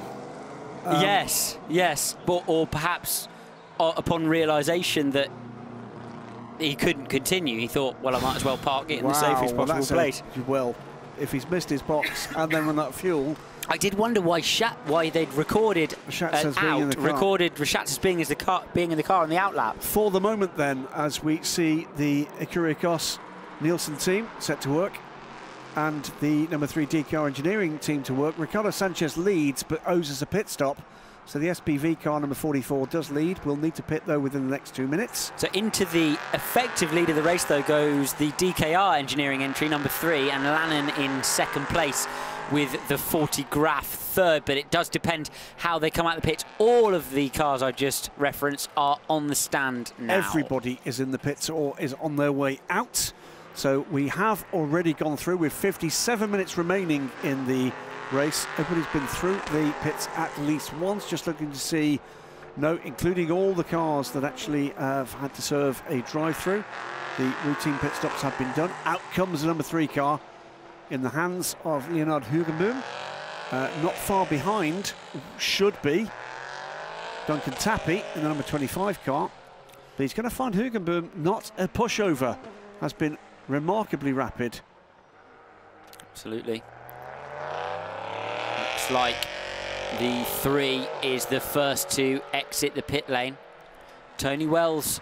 Duncan Tappy is outrunning now. Tony Wells then still circulating in. No, has now shuffled back into his position, and the 21 is pushed away. Wow. I can't believe it. I think you have to be right. I can't believe we referenced him coming straight into the pit, and then he seemed to merge immediately. Yes. And then they only run, you know, it's a very, very high full throttle racetrack. Indeed. And they only run for an hour at the best of times. I can only presume, by the way, that Tony Wells is not aboard that car, and that it's just the driver ID has not been switched, which will need to happen which now quite has quickly. been done, and James yes, it has now been done, and James Littlejohn is in the 2.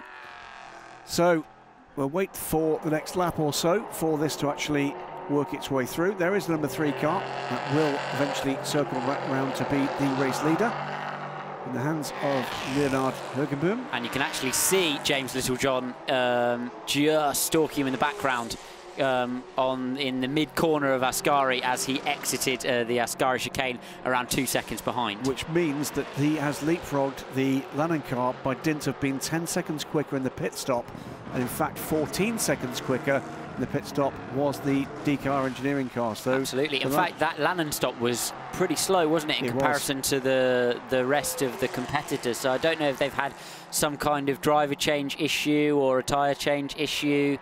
But they've lost 10 seconds somewhere. The other thing is these guys operate from a loop time. So sometimes if you don't judge the loop time quite correct, you can lose a bit of a chunk of time in the pit stop. Here comes the SPV car, and I think that car has circled round to 3rd, you know. I think that car may well have come back round in 3rd position. It's just emerged from the pits in the hands of Cummings, and it is in 3rd slot. So that's a remarkable turnaround. Ricardo Sanchez stayed out right to the end, is now on the phone to his co-driver.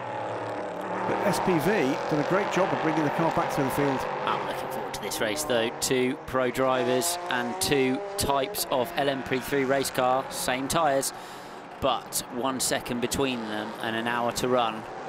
And go, guys. There's absolutely nothing to do apart from see that bloke in front of you. Yeah, you'll go past him, please.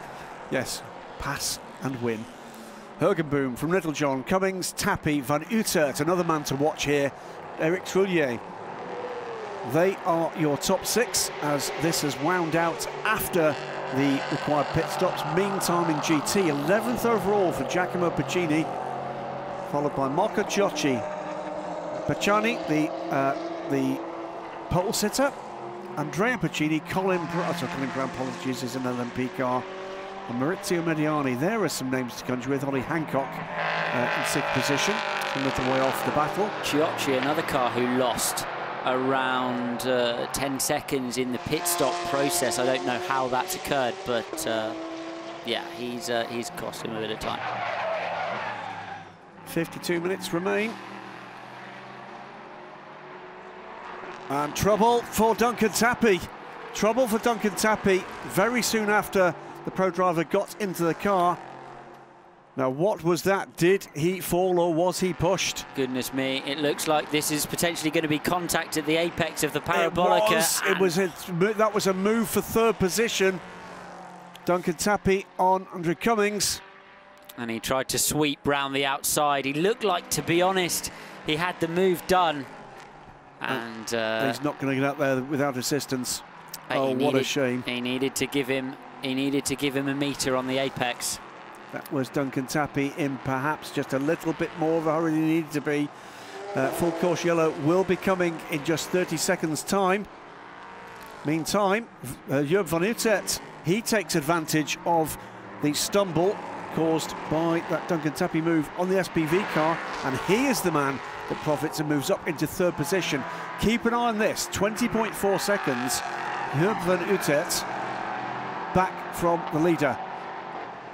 James Littlejohn is not letting Leonard Hugenboom get away. It's just 1.3 seconds. Full course yellow. Full course yellow. For the car 25 in the gravel. But it's not a case of and rest, because some of these moments can be the biggest time losses in the entire race.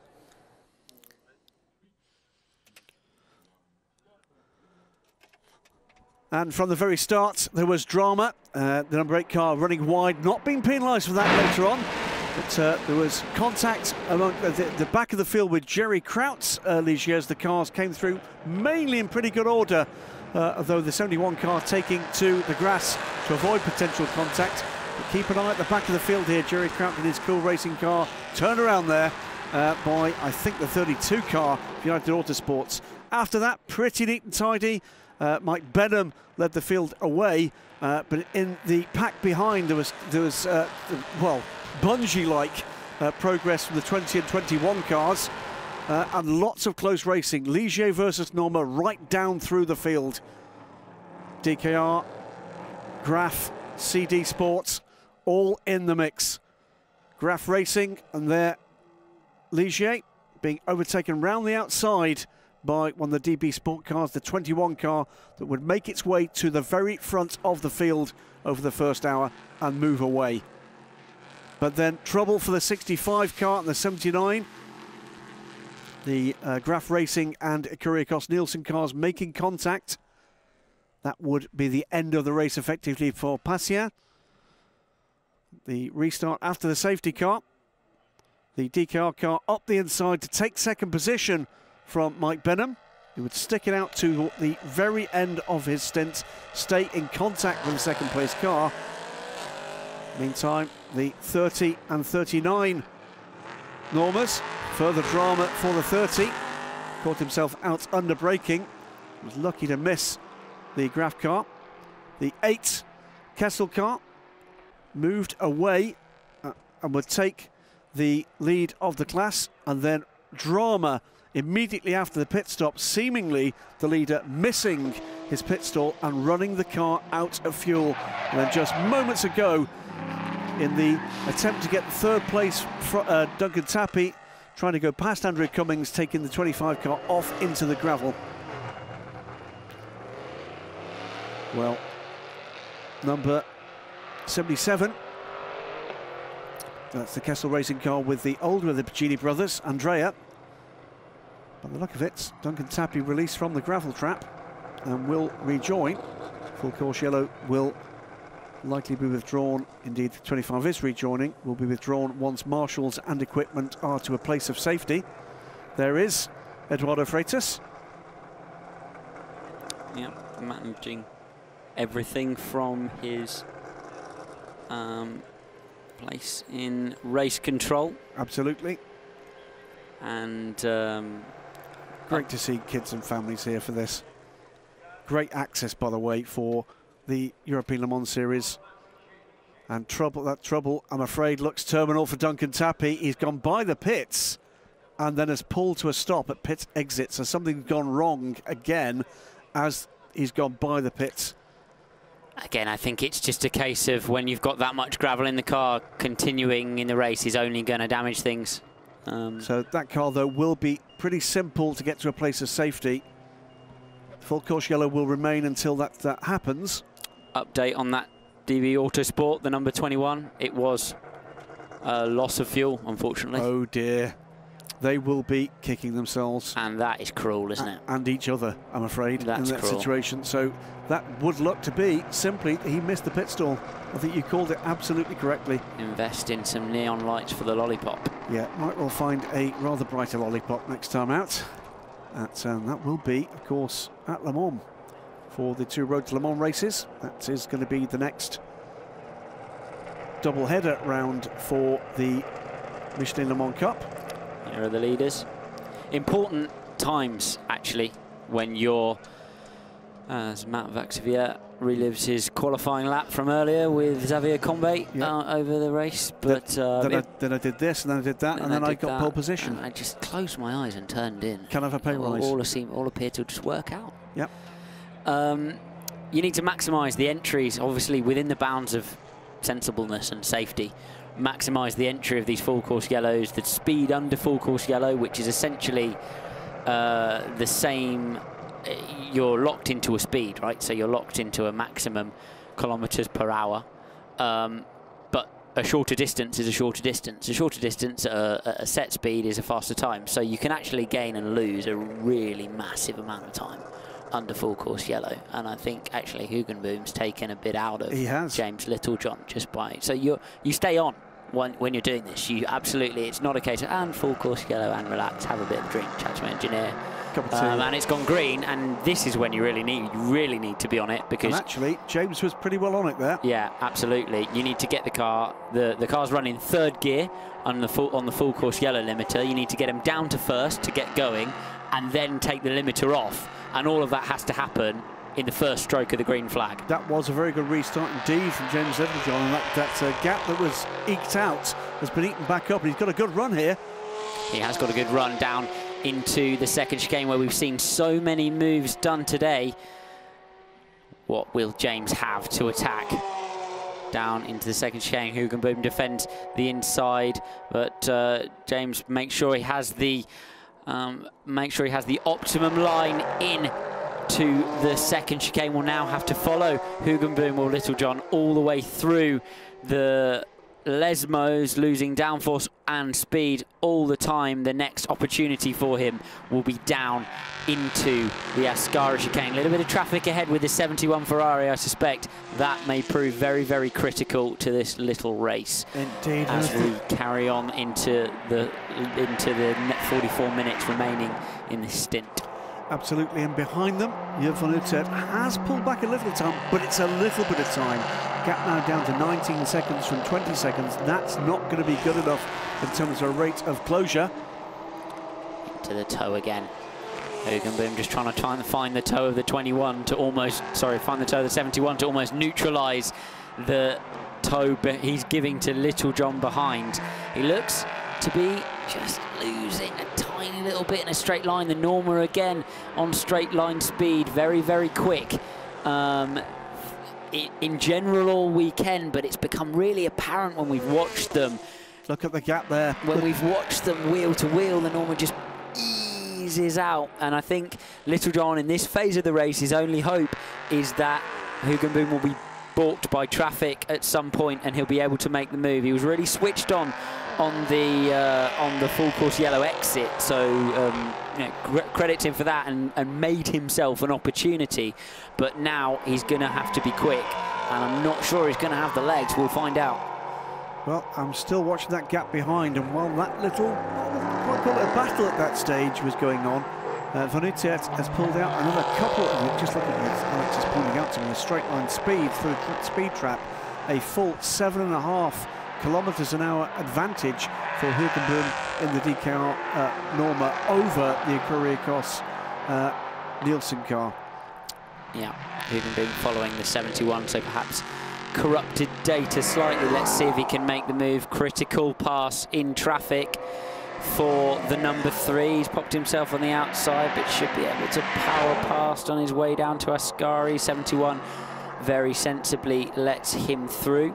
But that again will be one of those sigh of relief moments, because he will have been able to see that 71 car coming up for him to pass later in the stint, and thinking, oh no, I really hope he doesn't hold me up and give Littlejohn a chance to pass. The already troubled number 30 CD Sport car, we saw that car spinning into the Armco at turn 1. The first half of the race gets a drive-through penalty for crossing the white line at pit entry, making that decision just a little too late. So there'll be a further delay for the 30 car, now down in 12th position, and that, looking at the other cars around it, will lose at least 2 places. The FCY speed's under investigation. It's pretty standard practice these days, but we'll find out if anybody was a little bit too fruity with the FCY limiter on the way in or the way out of that full course yellow. Rate of closure, by the way, for the third-placed RLR car in the hands of Joop van Uitert is beginning to increase. So James Littlejohn not under pressure yet, but if this rate of closure continues for another 10 or 15 minutes, then he's going to be. He is definitely catching him, isn't he? In fact, both Cummings behind, I think, is he's dropping away slightly into the clutches of Trollier, but Van Aert is definitely catching up to Littlejohn, and Hoogenboom Starting to stretch his legs at the front a little bit. Yeah, Cummings there cedes a brace to Eric Troulier. Will be trying to hang on in there till the end of this race after great pit work and actually a great second half of his stint from Ricardo Sanchez. Has put them in a pretty strong position in the SPV racing team. Loads of European Le Mans Series competitors. Dino Lenardi is very, very competent in an LMP3 car these days. Christian England, I remember from times of old, jumped in the United Autosport 23, just set the fastest lap for that car, and making progress up to the back of the number 40 Graf. Good to see some flow of drivers between these series, and indeed across the Atlantic. Colin Brown jumping in for his first stint in the number 32 United. Now he's got plenty of work to do, unfortunately, down in 18th place overall. That will be, I'm sure, Colin's first race here. I don't think he's done very much in Europe aside from a podium finish for Ricci Competizione at Le Mans a few years back.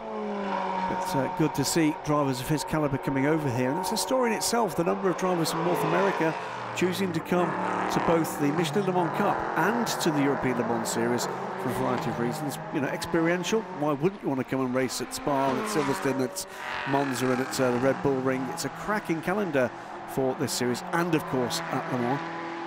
But beyond that, the level of competition that they can get here, and in particular the mixed class competition, something at the moment not available to them in Europe, the North American Series. Everywhere you race and every car you race teaches you something. You can't fail but learn in the race paddock. There's, you know, we watch these guys pound away on the racetrack, but you know, that's a very, very small part of their weekend. They're there, they're planning, they're scheming, they're talking to the engineers. I spotted the top three all got a clear lap that time round. I saw on the timing and scoring screen we have here, and all three set the best lap of the car. Hugenboom 47.8, Littlejohn 48.5, Van Aert 47.6. So Littlejohn very much being caught in that little trio and falling away from Hugenboom at the front. 4 seconds behind now, having been on his gearbox just a few laps ago. This is looking good at the moment for the DKR engineering squad. Tucked in behind that Porsche, by the way, is the race leader. No, sorry, that's the 30 car. That's the CD Sport car that has just been in for its stop, its run-through penalty. Not the first time I've confused those two, I apologise. It's a quick lap again for Hugenboom into the 46s this time, and he's pulling away. Yeah, new tyres on the cars at the pit stop, of course, but also a full tank of fuel. It's pretty impressive to see the laps these guys are managing to drag out of the cars in these race conditions, with traffic on track, etc., when you consider the qualifying performances. The next car to have to deal with the EP Motors car, we'll come to shot in a moment there. There is Jürgen Utert, closing. And the gap now to James Littlejohn is down under 14 seconds. Courtesy, once again, of something like a second and a half taken out in the last lap, and he continues to make progress. Littlejohn is responding. Can he respond enough? We shall see. He's not looked to have the speed immediately out of the box, but as we always say, catching is one thing, passing's another. And Littlejohn, I've raced actually, James Littlejohn myself, in a Radical SR3, I think, a long time ago. He's been around a long time. Yeah, would have been one of the things you terrified me, and I would have thought on that track day we did together. There are very few rules at Daily Sports Club, by the way. One of them is do not put the editor in a racing car, ever. I don't mind being passengered. Nobody told me that rule or gave me a brake pedal, so.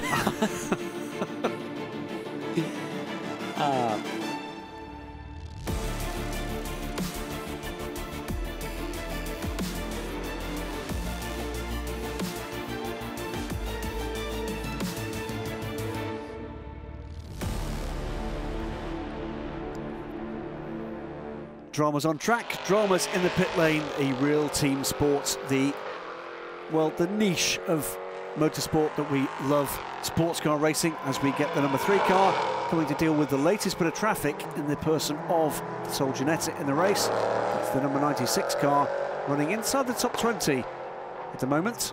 Another lap goes on the 96 from number 3, Leonard Hergenboom. Now 6 seconds the good from James Littlejohn, who is beginning to respond to the pressure from the number 14 car behind. That was the number 20 car. Morlini in the DB Autosport. It's done damage to the rear. That's one of the legality panels that's gone. That is the 12th position car, and that will have to come down pit lane. Yep, has to pit. It's by regulation, if it loses those legality panels, to check and replace that piece of floor. So that's unfortunate for those guys. Just dropped it a little bit on the entry to Lesmo 2 and bounced over the gravel trap, and to be honest, I wouldn't want to drag that around any longer than I had to anyway. No, and not really very nice if you lose it in front of somebody else either. So here he goes, off he goes, 2 drivers left. Looks like he got in a little bit deep and just had issues with the rear, afraid to turn the steering wheel. And that's what dislodged the panel. Let's hope it hangs on until the car gets down pit lane. We don't want that in the middle of the track or elsewhere. Bounces over the grass. Unfortunate there, really, to lose that, but it is deep gravel on the exit of Lesmo 2. Race on the track between the 2 Kessel Racing Ferraris that sit. Sorry, it's the Kessel and the Spirit of Race Ferrari, is it not? No, that's 2 of the Kessel. Yes. There are 3 Kessels. That's the 50 car of Ollie Hancock, I think, which sits in 6th position. Ollie putting in some reasonably good times at the moment in that car, but he's a little way down. Still keeping an eye, by the way, on that gap for 2nd position. Under 13.5 seconds now, but critically, Joop van Uytert is not catching the leader. This is the SPV car on one of the Graf machines. So that is the 40 on the 44, Danielu on Cummings, and that is a change for 6th position. Yeah, and but James Littlejohn has had the hurry up, hasn't he, at the front of the field? Come on, mate, let's have some times out of you, because it's all happening at the back track, moving forward a little bit as well through this phase of the race. That was, yes, a change for 5th position, wasn't it? But also looking for that move, Christian England now looking for a way around the 44 car. And this is very well up the 23 car. Richard Moon's had a good solid stint the start of the race. A bit of a big twitch there by Cummings, and Christian England nearly ran up the back of him there. Nice reactions there by Christian England, because when you've committed to the throttle there, it's hard to get out of it, and now he's got half a chance of a run around the outside of Curva Grande. The 44 floats in the middle of the road, slightly naughty, leaves a door on the inside, but not really. Christian England decides not to take it and sit, but will he be able to drag up the inside of him into Lesmo 1? Yes, he's clearly up the inside and managed to leave Arachim out of the way and take the place. Heads up from Christian England. That was a little bit wild there from Cummings. As you realised he'd made the mistake. It was quite a big mistake, but England just too close behind him to take advantage. If anything, had to take evasive action. A couple of metres further back and he'd be able to drive straight by him through Curva Grande, but he wasn't, so he did a nice recovery job and got the move done anyway.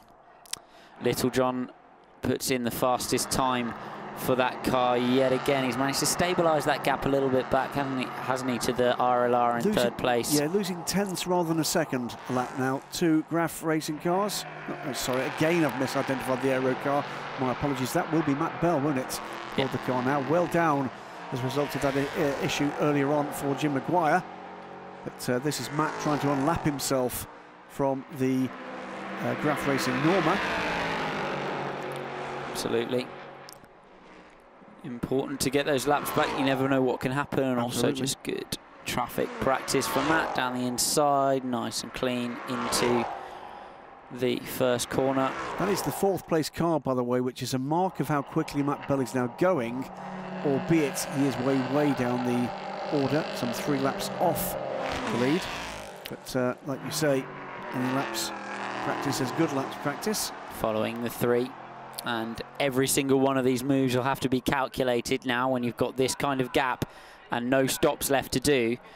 And calculate he does down into the Parabolica, just waits behind the traffic to make sure that he doesn't have a similar issue to the one Duncan Tappy had.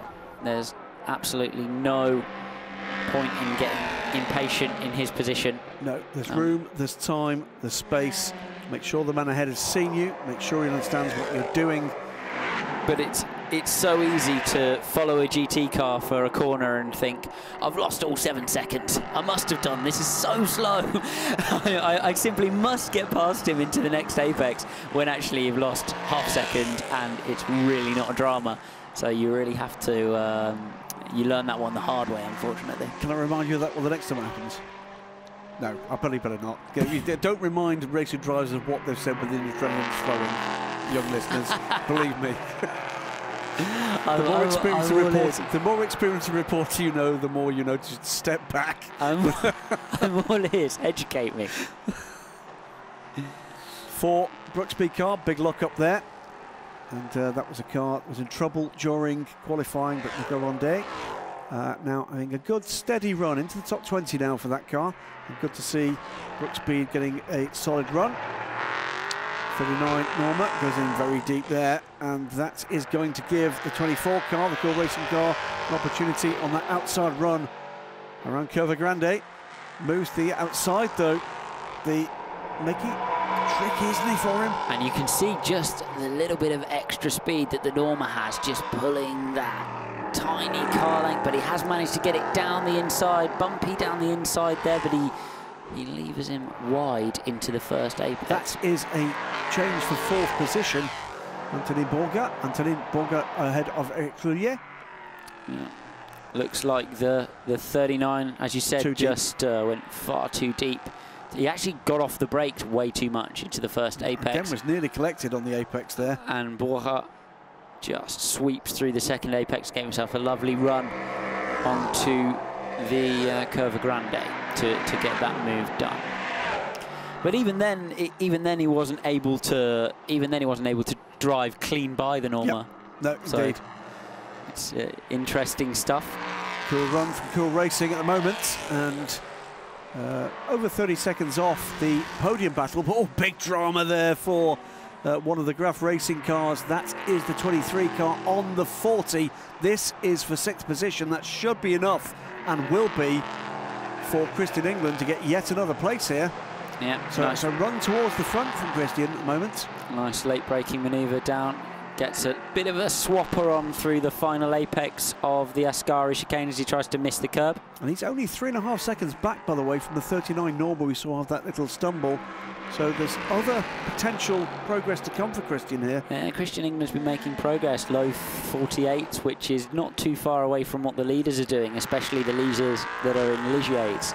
Along with him, 23 defends from, 23 now escapes from the 40 as he heads off after Trollier for the for 5th place, which he should be able to get pretty easily, and indeed potentially Borja he could make it to the back of if he has the pace to do so, and then the gap is just a little bit bigger to the top 3.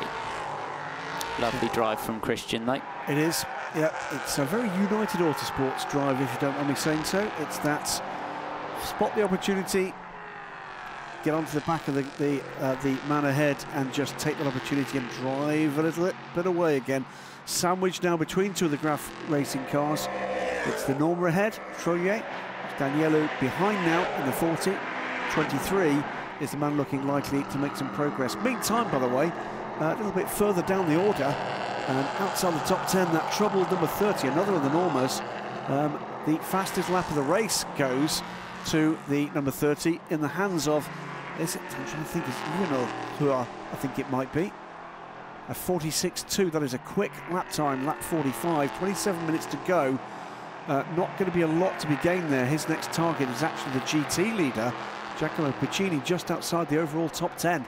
But even for these pro guys to deliver those laps in the middle of the race, yes, they're potentially out of contention because of the situation of the race they're in, but they're still really important laps for those guys. The averages, you know, the performances of these guys are analysed by all the teams at the end of the races, and they know what they did, even if, you know, they don't have a trophy in their hand at the end of the day. Get their own personal targets being set, and that's, of course, I'm sure you'll tell me, is judged by the relative strength of your gentleman driver in this kind of situation. Meanwhile, Christian England has closed that gap very rapidly indeed, partly because of his own pace, partly because Trullier is losing pace here. He's on it, isn't he? Cristiano Englandini, as he's known. In the, well, as he's known by me. He's got a cool head on him, Christian. Yes, indeed. And he really held it together under some really big pressure in 16 to win the championship with us, and he's about to make a lovely move here, I suspect, on Troyer. I might commentator curse him. That would be my first one ever. But let's hope I'll not. let you do that one, because it wouldn't be my first. Flashes the lights as he heads down to the Ascari chicane. I'm right, aren't I, that when you flash the lights at the driver ahead of you, that immediately makes them brake and pull over. Exactly. I've never really flashed lights in a prototype. I was just about to say it's not what the Sunday papers tell us, but that's for another sort of show. But well, if he's here he comes. Here he comes up the inside. Another textbook move. Beautiful stuff. Meanwhile, some pit stops are under investigation. It's the number 20 car. That car is a little wee way down now and is actually, I think, in terminal trouble. 39, the car we've just seen cede 5th place to Christian England, and the 44, another car right up there in 8th position. So in significant position, some of those cars. We'll keep an eye on that. My view on the whole flashing thing is, if he's not seen you in a great big red and blue prototype, then a little dinky flashy light's not going to change much, is it? No. So it's only going to annoy him. He's decided he's not going to let you through. Yep. So I'm going to write that down as things to remind Alex next time it happens. 25 minutes remain. Leonard Hulkenberg now 11 seconds to the good. The gap to Joop van Uyttet is still closing. It's now 11.5 seconds. It is ebbing and flowing a bit. James Littlejohn does seem to be able to react, I suspect, when he's got clear air in front of him. Yes. But Joop van Uyttet is still closing. He is beginning to run out of time here. Hulkenberg has been incredibly consistent at the front. I've not seen one lap out of the 47s from him. He's been the 46s on a quick one, and then low 47s, but he's never strayed into the 48s this stint, whereas all of his pursuers have been jumping occasionally into the 48s on a messy one. Of course, that will be including traffic, so it's been very, very good indeed. We're going to get some dramas here. It's number 44, and that car that we just said was under investigation for pit stops, it's going to be a little bit worse news for them. Andrew Cummings in trouble. And that turn 4. Looks to be turn 4. I don't know whether he's got a boot full of throttle in the middle or taken the left-hand curb. Looks like he might have grabbed a boot of throttle in the middle and pointed it straight into the outside wall, preventing the direction change. Yeah, that has helped Dino Lenardi in the number 98 Motorsport 98 car, and up into 9th position, and that's going to drop the SPV car right down the order. And swap over there between the two, or two rather of the 3 Graf Racing cars. 40 now ahead of 39. That is for 6th position. Yellow ahead of Trullier. Might take him a minute to get rid of Cummings out of that outside gravel trap, and it's really, really close to the track there, and a lot of cars having kind of jumps and balance issues over that curb, so I'm not sure. The critical thing here is, how can they recover that car? Is there a place of safety within reasonable reach? The answer is they are. And there's, yes. Well, it's double-wade yellows, so everyone will be heeding those, but it is... I think that was one of those decisions that one of Fraser's would say was on the edge. Respect to the man who is hooking that car up. Christian England has been making some progress up the field. Charlie George has made her way down to the United Autosports garage and is going to speak to his teammate Richard Means right now. So Richard, how did you enjoy your stint around this fantastic Monza circuit? Yeah, no, I really enjoyed it today. We didn't have a great qualifying and I was a bit disappointed, but no, I had a lot of fun. The race went really well. I avoided the first corner trouble, which looked bad, and then I just had to do a lot of work, but we overtook a lot of cars, and I think I finished out in 10th, which now Christian's doing a good job, so no, brilliant. Absolutely. Christian's having a great run through. You guys are a new pairing for this year, aren't you? You two are a new pairing for this year. How are you settling together? Yeah, that's right. Yeah, last year I was with Sean Lynn. Unfortunately, he couldn't do it this year, so Christian came on board. And so far, we're doing okay. We're a bit unlucky in the last race. We had a puncher. But, no, it's going really well. Better luck for this one. Thank you. OK. Well, I don't know about you. I think that's a gentleman driver really enjoying his year. Absolutely, and it's what we like to see. And he's right, Christian is doing a good job. Came in, and so did he. Kept his nose clean, came in 10th place, and that's what happens in this kind of race when you manage to keep the car out of dramas and deliver a nice, fresh race car to your teammate so he can move forward. Well, remarkably, Andrew Cummings rejoins and let's the race. hope Andrew Cummings... Oh, there's a lot of gravel coming. Oh, dear we will me. have gravel on track, exiting T5, drivers left. We will have gravel on track, exiting T5, drivers left. I believe that was Christian who got the squeeze. That wasn't the smartest line to take out that incident, was it? He may not have been able to actually control it quite. Wouldn't be surprised if there was some further damage to that car. But Christian, yeah, that will have delayed him just slightly because he is now closing in and closing in quite quickly on 4th position. It's been a great run for Christian England. Absolutely great run. He is closing in on Anthony Borja in the Cool Racing 24. And we've seen some really heads-up driving from him, haven't we? To keep the car out of trouble. But nobody's touching this man. Who can boom in the DKR? 11 seconds on James Littlejohn now. Yeah, and James Littlejohn, by the way, is managing to fend off the attentions of Joop van Uitert. That gap is not coming down as quickly as it once was. And in fact, last time around, just by about 1/10 of a second. That will not be good enough with just 20 minutes left to run in this race. Abbey Motors have managed to stop the rot a little bit. Finding that car in 3rd place, and yeah, they are under a little bit of pressure, 6 seconds behind with Piccini, but I think they are hanging in there. There was a period of the race where it looked like they were going to drop from that pole qualifying position that they held all the way through the field, but yeah, still in the hunt for a podium finish, the 88. Oh, RM Sport, this is Joop van Uitert. We've got a second car that may well rejoin the championship at some point. Ross Warburton had an injured shoulder, didn't want to risk that in the run-up to the Road to Le Mans races. Should rejoin the championship when that's healed with Alex Capadia. And that was close. That was close. Van Uitert is pushing as hard as he possibly can, but at the moment, unless there's dramas for the car ahead, we get 2 more drive-through penalties. It's the 20 car again in trouble. And the 22. And the 22. The 20 car way down now. So is the 22. Matt Bell, unfortunately, in the United Autosports Ligier. Matt's been putting in some good times. That will be bad news for him. He will be grumpy, I think it's fair to say. Potentially slightly, yes. But it's right. Well, they'll get him a Freddo and a cup of tea and he'll be fine. He's a good lad, Matt. Yeah, it's a Freddo that will do the trick. A Freddo will do the trick, I'll keep a pocket full next interview. Oh, Charlotte, the press secretary from United Autosports, has more than a pocket full of Freddos. Does she? For if Matt Bell gets grumpy. But it sounds like that's a regular part of it. So the 44 car, by the way, seems like the sum total of damage to the car, certainly visually, is a dislodged headlamp cover. Yeah, not phased, still flat out. Absolutely. James Littlejohn, meanwhile, is still holding that gap to about 12.5 seconds to Joop van Uitert. I suspect he's wondering who put that gravel all over turn 4. Absolutely. Down into the down into the first chicane. Keeping an eye too on Christian England's progress.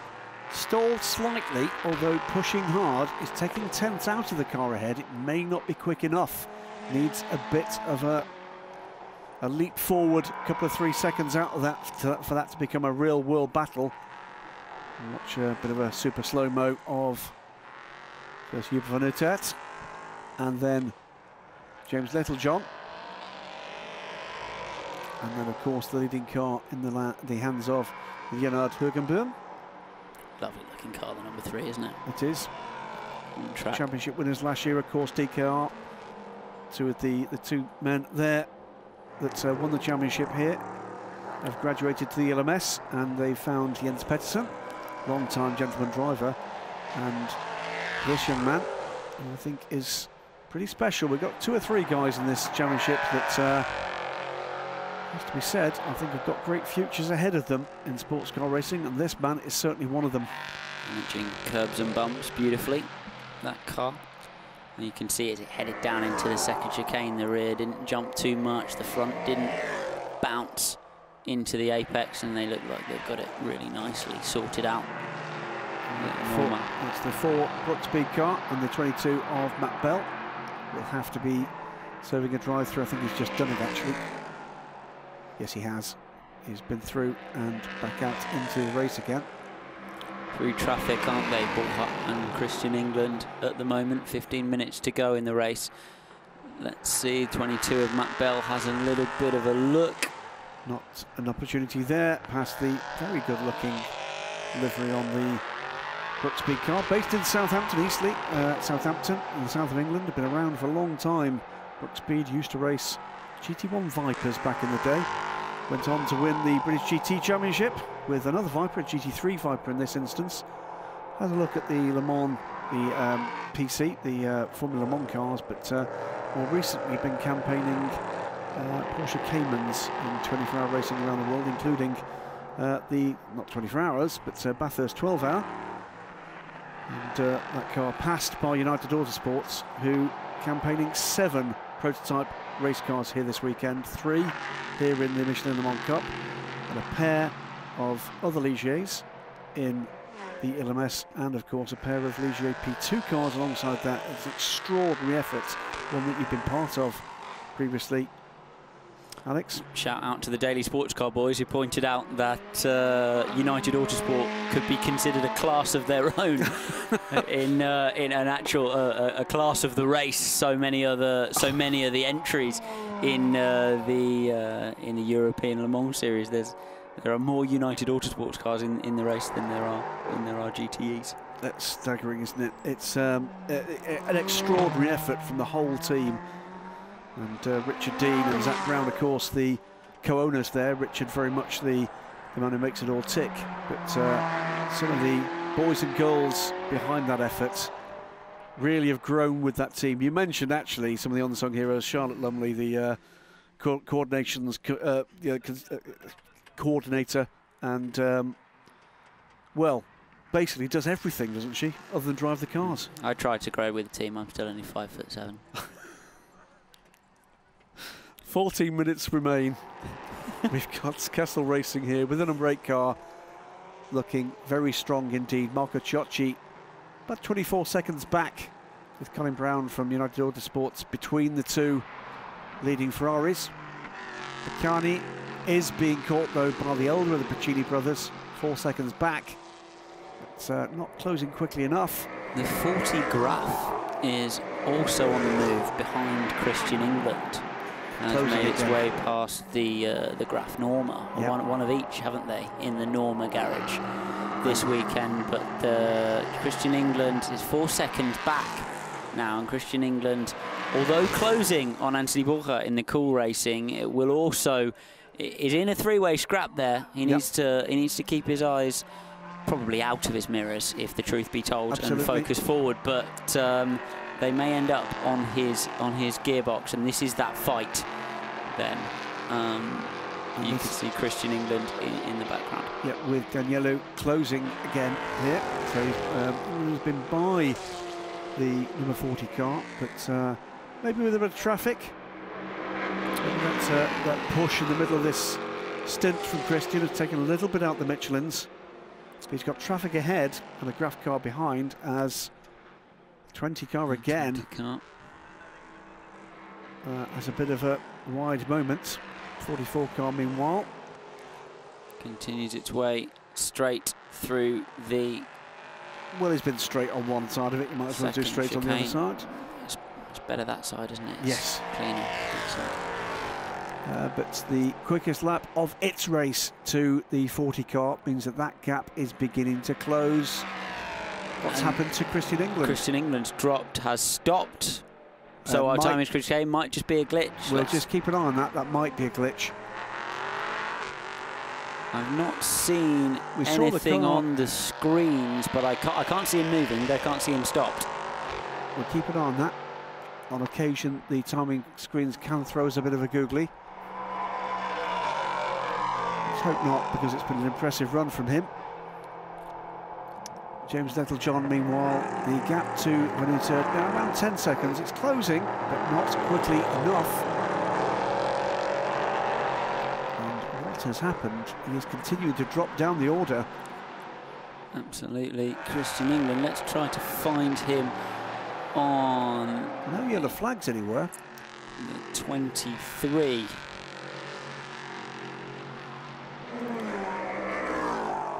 Not obviously stopped on track.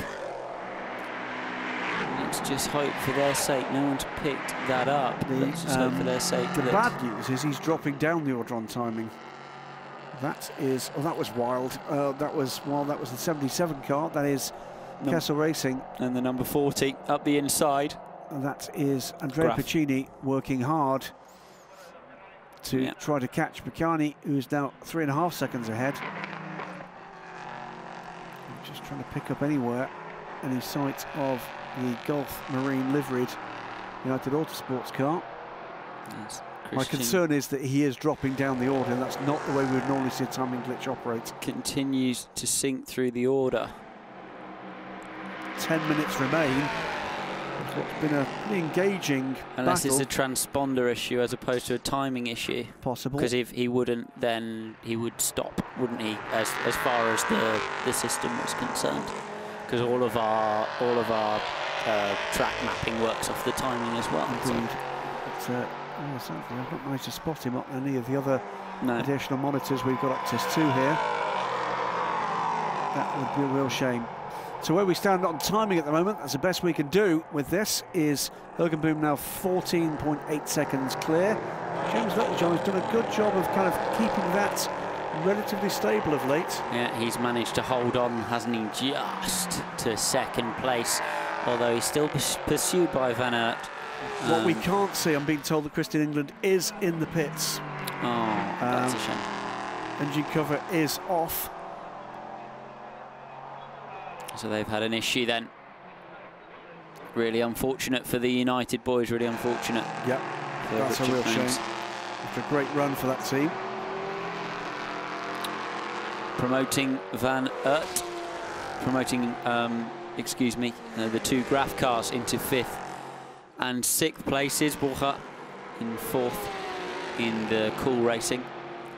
Just watching for what we might see in the final 9 minutes of this. Colin Brown's made good progress through the field, starting off very far away in the number 32 United Autosports entry. Found his way up to 10th, green sectors all the way onto the back end of the top 10 in that car. It's an interesting reversal of fortune from this race last year, where it was the Kyrgios Nielsen Racing crew, different crew last year in that car, won the race ahead of the DKR there. This time it's the other way around, and that gap is now going out again, 16 seconds. Vanuta is catching, but is running out of time. I guess the key is James Littlejohn can run reliably and reasonably quickly. He's got enough in the tank, we know, to fend this off. More than a second, though, lost on that last lap. Vanuta is closing him down. And I do wonder how many more. He's 8 seconds back. Once that gap becomes properly visual, it can be a big plus for one man. Yes. And a big minus for another. What point do you go defensive? If it ebbs and flows, but it's still a reasonable distance. We're not at that stage yet. He'd have to do something pretty spectacular to catch him, I suspect. 7.8 seconds. He is one of those men we saw last time around is capable of the spectacular. A heavy balk in traffic would put him right in the hunt. Yep. So let's see if that is something that happens through the final phases of this race. Kessel Racing holding a Pretty convincing lead in GT3. Here's the battle for third in GT, and this is EB Motors being closed in by Andrea Piccini, but as a result of that almost side-by-side contact, Piccini's Andrea Piccini standards are under investigation, and indeed he gets a drive-through penalty as a result of that. Loss of power, I'm being told from the press room by my colleague Stephen Kilby. This is the incident, I'm sure that's exactly right. Yeah, the pass had been made, hadn't it? And that's, that was a little unnecessary. Yeah, and also too defensive, really, from a car in a different class. You just leave the door open, brake slightly early, and get your exit. Now, no need for all that. What you said less than a lap ago was that it wouldn't take much for that gap to come down. Considering for second place, it's just had a chunk taken out of it, nearly 2 seconds indeed. 6.2 seconds, 6 minutes to go. Van Uitert could do this. He could. We've got some. Could that be tyres? 3-4 laps remaining. Could well be tyres at this phase of the race. It is tough on a set of LMP3 tyres. A set of LMP3 tyres, a stint.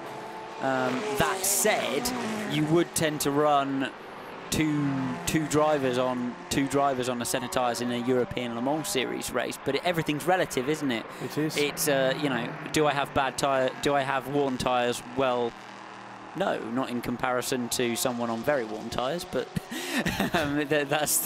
it's a case of potentially, yes, a little bit of tyres, maybe a little bit of traffic.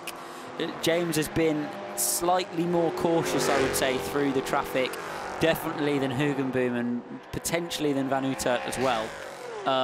So let's see if, obviously Van Uitert will be taking perhaps a little bit more risk in passing the oncoming traffic than normal, as he knows he's in a fight.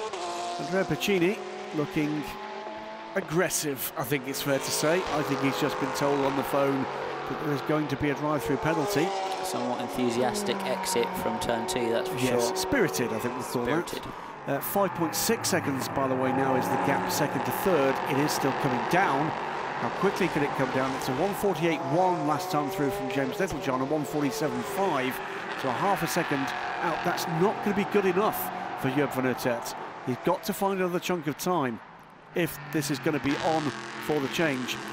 This should not really be a battle for position between the EB Motors Porsche and Piccini. I think he's going to try and put as much pressure as he visually can on the Porsche. Hope he can force some kind of error that might in some way balance out the inevitable drive down pit lane he's got to take. At the moment, it's very good for the Porsche to be on the podium. Absolutely. But, if you were Piccini's engineer, you would say, why would I start racing with the car and potentially lose bodywork positions, time? Why would I not just box, take my drive through, and drop straight out of the traffic there? So I suspect that's what will happen. Watching for where we may see any further progress. The other car I'm watching is the number 30 CD Sport car. It's just 7 seconds back, but we're running out of time. It's 3 minutes and 20 seconds. Here comes the 77 to take that drive through. That is pressure off for EB Motors. Maurizio Mediani is not close enough to it to take advantage here. It should be 25-second run through the pit lane, but you're not losing 25 seconds, of course, because you're still moving forward. Albeit at reduced rates. 5 seconds is the gap now between the second and third place cars overall. This is the leader. Nearly 19 seconds to the good. Hugenboom. Down in sector 1, a bit of a wiggle. Made to exit. And off he heads again through Curva Grande, making his way through the traffic. Van Uitert, green middle sector that time. 8/10 on that lap. 4.7 seconds. He is missing. He's got 2 laps to do it though, and it's not going to be enough unless dramas, what am I saying, unless dramas before somebody ahead of him. How many times have we seen this in a endurance race in the dying moments? Absolutely. I asked an engineer once why that was. Why do cars brake at the start and the end? And he said that either it's a either it's a design problem and it's wrong from the start, or it's a manufacturing problem, and then everything at the end of a race is at the end of life. If you notice when you ask an engineer something, it's never an engineering problem. Yes, exactly. Which I thought was actually a very sensible answer to a very silly question, but there's never. I do like asking racing engineers questions because they do come up with a completely different way of thinking about things. Very refreshing indeed. 18.7 seconds to the good, a minute and a half to go, and the lead car is about to come through to start what will be the last lap of this 2-hour race here at Monza. Second round of the Michelin Le Mans Cup for 2018. This is the number 77 car. Did lose a position to Maurizio Mediani, now trying to fight back to get it back. Well, he's come back out from his drive-through right behind Mediani, and now is in the position to take that 4th place back on the final lap. So a race has been manufactured for us, and down into the first chicane. Inside line is blocked then by the 51. And 51's going to go a little bit deep, manages to get it stopped, but the 77 has a much better run, I think, out of the second part of the chicane. Yes, he does, through Curva Grande. Guessing game begins. Round the inside, down the inside, says the 51, and then floats across the racetrack to defend the inside again into the De La Roja chicane. Two giants of GT racing with Ferrari's Spirit of Race and AF Corsa and Kessel Racing. But Puccini's got down the inside. He's got down the inside, and he's caught the rear. Unbelievable, unbelievable. And he's just crowded him straight to the inside line. Lucky not to find the wall there. Actually, that was strong stuff from both drivers. Maurizio Mediani, a very old hand indeed in both GT and prototype racing. And Andrea Puccini, older still in terms of the successes he's had at the wheels of all sorts of GT machinery, but he won't have been pleased with that. And I think Puccini will feel like he deserved a little bit more space there. I tend to agree with him. Vanutta, by the way, has closed about 3.5 seconds back on the final lap, but it's going to be too late. Here comes through the winning car, the DKR engineering car of Leonard Hugenboom, Jens Pettersson, as Jens getting congratulations of the team.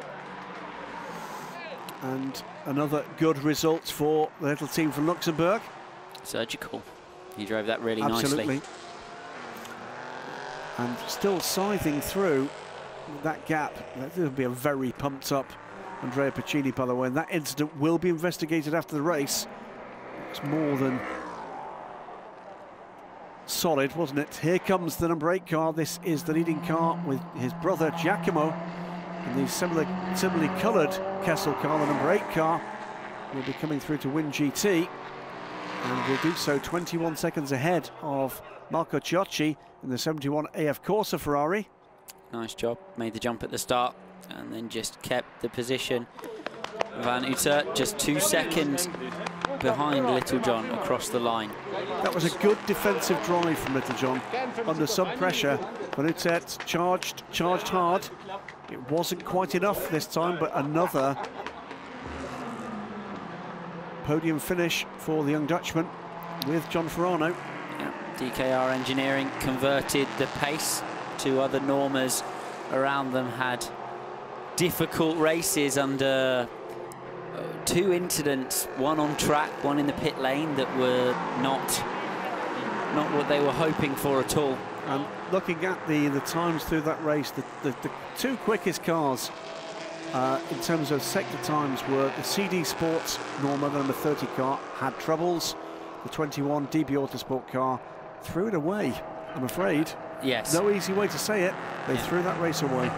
They really did.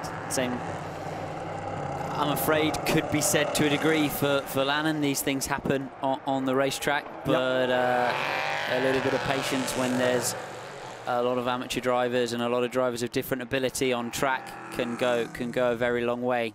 I'm sure Duncan Tappy will be gutted about that, and he'll be gutted for 2 reasons. One is the result of the contact, but more than that, the potential that he had, and he'll feel he's let down his gentleman driver there. Mike Benham put in a fantastic run. Yes, and the whole team, I'm sure, will be gutted about that. that's probably one I'll take a step back from and wait till the adrenaline's gone down, because I'm sure Duncan will be actually quite upset with the outcome there. Yeah.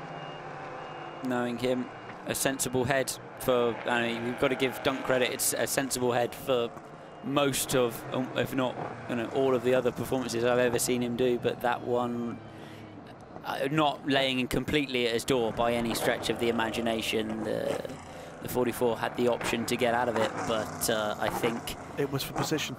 It was for position, and he could have given him potentially a little bit more space on the apex. Yep. to do his thing.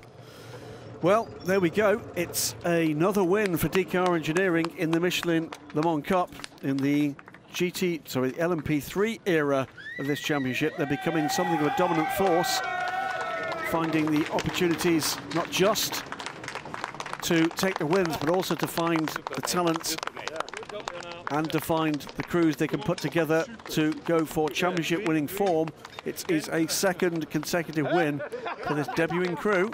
Lovely drive by Hugenboom, very good through the traffic, and they will take some lead now, won't they, with Alistair McCaig and Colin Noble having a very difficult race to 23rd position. They'll take some kind of lead in the championship. It will mean the other Kyrgios car, the car that finished second today. That is 2 podiums on the trot for the combination of James Littlejohn and Tony Wells. They'll go second in this championship. So another good result from Kyrgios Nielsen. Another good result too from the RLRM Sport team. Another team that is coming forward in the LMP3 code. Home comes the number 8 car after a very dominant run there. Heads up stuff from the team. Giacomo Piccini just brought the car home.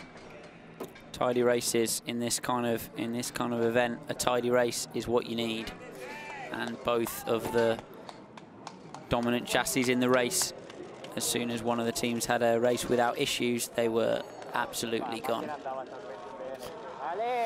Well, a dominant win again from DKR Engineering. Leonard Hugenboom brought the car home. It was Jens Petersen that drove the first stint. Both of those very happy men down in pit lane with Charlie George. Well, Leonard, a fantastic run for you to the end and another win for DKR. How happy are you? Yes, we're both really happy now again. We had only one Foucault yellow, and then number 2 was in the back of me, and then green was a little bit fight, but after that I make a gap a little bigger, and we were really happy with it. And the car was also good. And Jens also a really good start. He started from P5, and he was at the moment P2, and I jumped in the car, and then on the end I'm P1, really happy again. Jens, I'm imagining you enjoyed that too. Yeah, that was a good race, perfect weekend with DKR, and they gave us a very good car, and I'm totally satisfied. We had problems like everyone with red flags in the qualifying, so my best lap was cancelled, or I ran into a red flag, so we were only on P5 then. But yeah, with some work, went up to P2 and could finish on P2 my stint. Yeah, and the rest did Leonard, and yeah, we are totally satisfied now. We are really happy. Congratulations. Thank you. Jens Petersen there, been around sports car racing for a long time in GT machinery and other prototype machinery. He's found a sweet spot, I think. So let's wait and see what happens the rest of the season. Let's go down again, though, to pit lane where Charlie George is with the GT winners. Well, Sergio, there's a big smile on your face. I wonder why. Another win for you guys. It's a great day, fantastic. For us, super.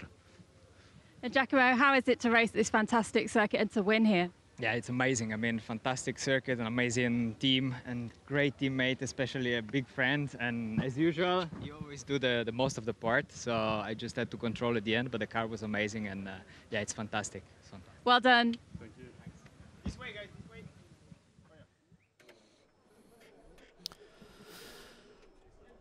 Well, it's been 2 hours of action here at Monza in Italy. And from the very start, it got very close indeed. The always tricky turn 1 and 2 complex saw contact at the rear of the pack. Watch for the black and blue car in the second part of this complex as the 71 car takes avoiding action in the middle. And just here, the 9 car turned around, but a fine recovery drive from them saw them finish well up the field in the top 10. There was trouble though for the Kyrgios Nielsen 79 and the 65 Graf cars. 1 car out, the Graf car, the Kyrgios Nielsen machine finishing way down the order as a result of that contact. Dramas for a number of cars, including repeatedly the number 30 CD Sports Norma. Here, just a miscalculation under braking. And dramas as well for the once dominant number 21 car. Missed its pit stall, ran out of fuel, and as it rejoined the race, could not make it back round to the pits. That left the number 3 D-Car Engineering car to have a dominant run, but yet another Norma in trouble as Duncan Tappy tagged the number 44 SPV car. Later troubles for that car going into the wall, but finishing the race. Duncan Tappy out of the race as a result of that contact. Behind was drama for one of the Graf Ligiers, Andrea Piccini, blocking, I'm afraid, and being punished for that. That cost the number 77 Kessel car a potential podium position, and there was later a little bit of afters between the 77 and the 51 Ferraris as the elder Piccini brother battled to find a place again. Home though for a second consecutive win in the championship, Jens Pettersson, Leonard Hugenboom, the other Kessel Ferrari with the younger of the Piccini brothers, Giacomo, and Sergio Pianezzola, also a second-time winner in round 2 of the Michelin Le Mans Cup. Well, 2 double winners at the start of this championship. Will it continue like that? Well, we're going to have to wait and see what happens next month when we get to the Le Mans 24 Hours and the 2 Road to Le Mans 55-minute races. How did you find that one, Alex Brundle? Absolutely. Very, very interesting and a very, very different race, isn't it? The Road to Le Mans event, you're at this absolutely giant event that is the 24 Hours of Le Mans. And the circuit will be new to almost all of the drivers. It's the idea of the Road to Le Mans event is that, you know, get these guys out there at the Le Mans 24 Hours. So that's the big one for them. Well, to the podium comes the RLRM Sport crew. Joop van Uitert still smiling broadly. He'll want to do slightly better. John Ferrano, the Canadian driver, started that race. Second position, we're going to see for the second time in consecutive races, Tony Wells there. First onto the podium, James Littlejohn, the man who finished the race and fended off the young Dutchman. Great results from the number 2 crew.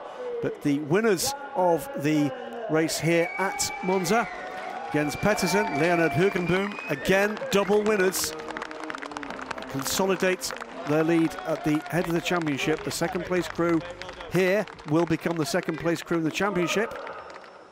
And they look more than satisfied, don't they?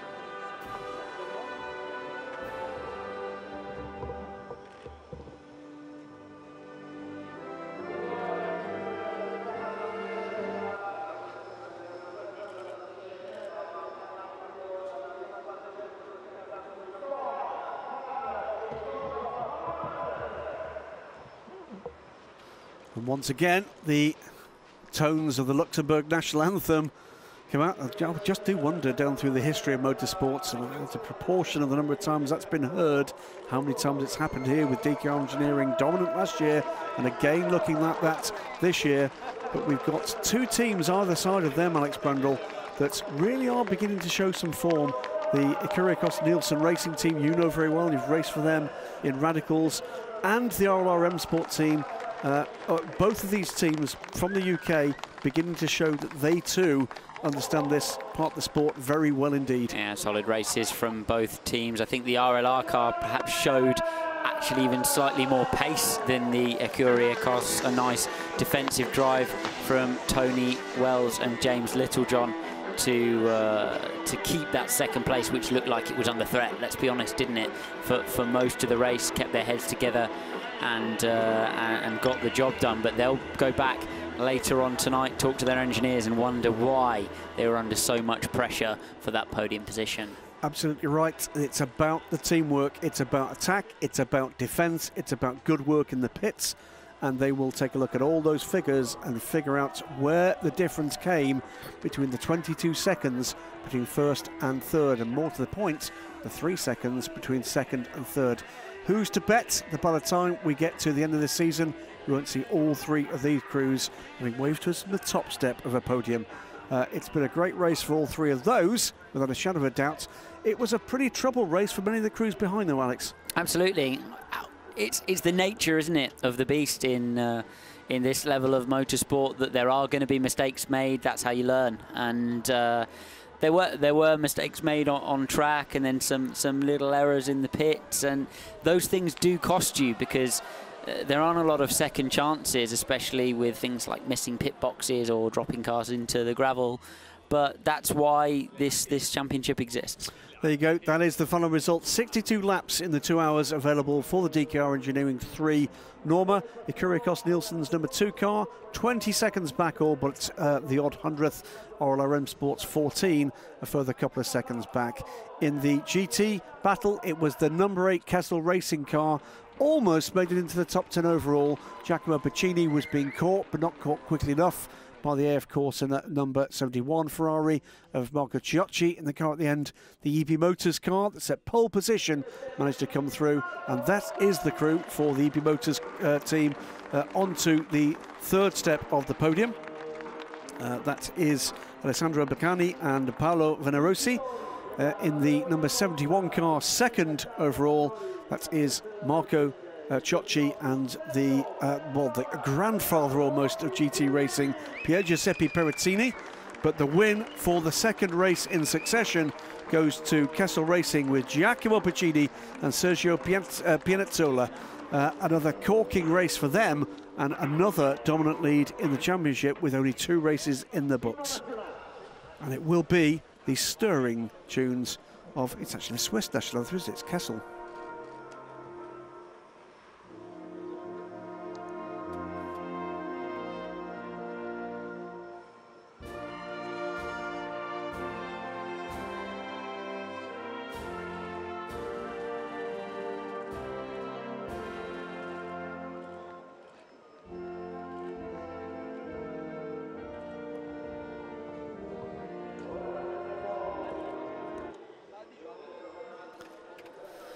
Yes, Switzerland with a remarkable history in endurance racing, particularly in recent years. Kessel Racing, one of the stalwarts of Ferrari, one make and GT racing down through the years, together with AF Corsa. Great to see the EB Motors guys, though, on a podium. Battled hard for it in their home race, let's not forget. Yeah, race pace didn't quite hang on to the really incredible performance in qualifying. But yeah, great performance from them to drive that car onto the podium. Kessel Racing ran like a Swiss watch. Marco Ciocci's body language not suggesting he's happy with his position. Pier Giuseppe Perezzini rather happier. And Alan, by the way, in his day job, he's an orthopedic surgeon and has helped a number of people in racing to have injury repaired and recovered. Held in great affection by the endurance racing family. The 2 winning cars and the 2 classes we have for this. And you know what? If you've enjoyed this today, we've got 4 hours more tomorrow with the 4 hours of Monza, round 2 of the 2018 European Le Mans Series. The last major endurance race, mixed class endurance race in Europe with the prototypes before we get to the 24 Hours of Le Mans in just a few weeks' time. There are a few more of those prototype things, though, aren't there, with the engines turned up and the wings on? Yeah, they've got some young British gun in one of those LMP1 cars. Yes. He's apparently quite good. LMP. Alex Brundle, of course, listed for the Le Mans 24 Hours aboard one of the new Generator LMP1s. Drivers' Championship, as we said, Jens Pettersson, Leonard Hülkenberg, at 50 points. Not insurmountable, though. 2 podium finishes, Tony Wells and James Littlejohn. A win for them next time out, and a non-finish for the championship leaders could turn this one on its head. Joop van Uitert, John Ferrano pulling their way up the points as well. Alistair McCaig and Colin Noble suffering the slings and arrows of outrageous fortune today, I'm afraid, dropping back a little in the points order. But plenty of racing to come. That double header at Le Mans, 3 more races in this season.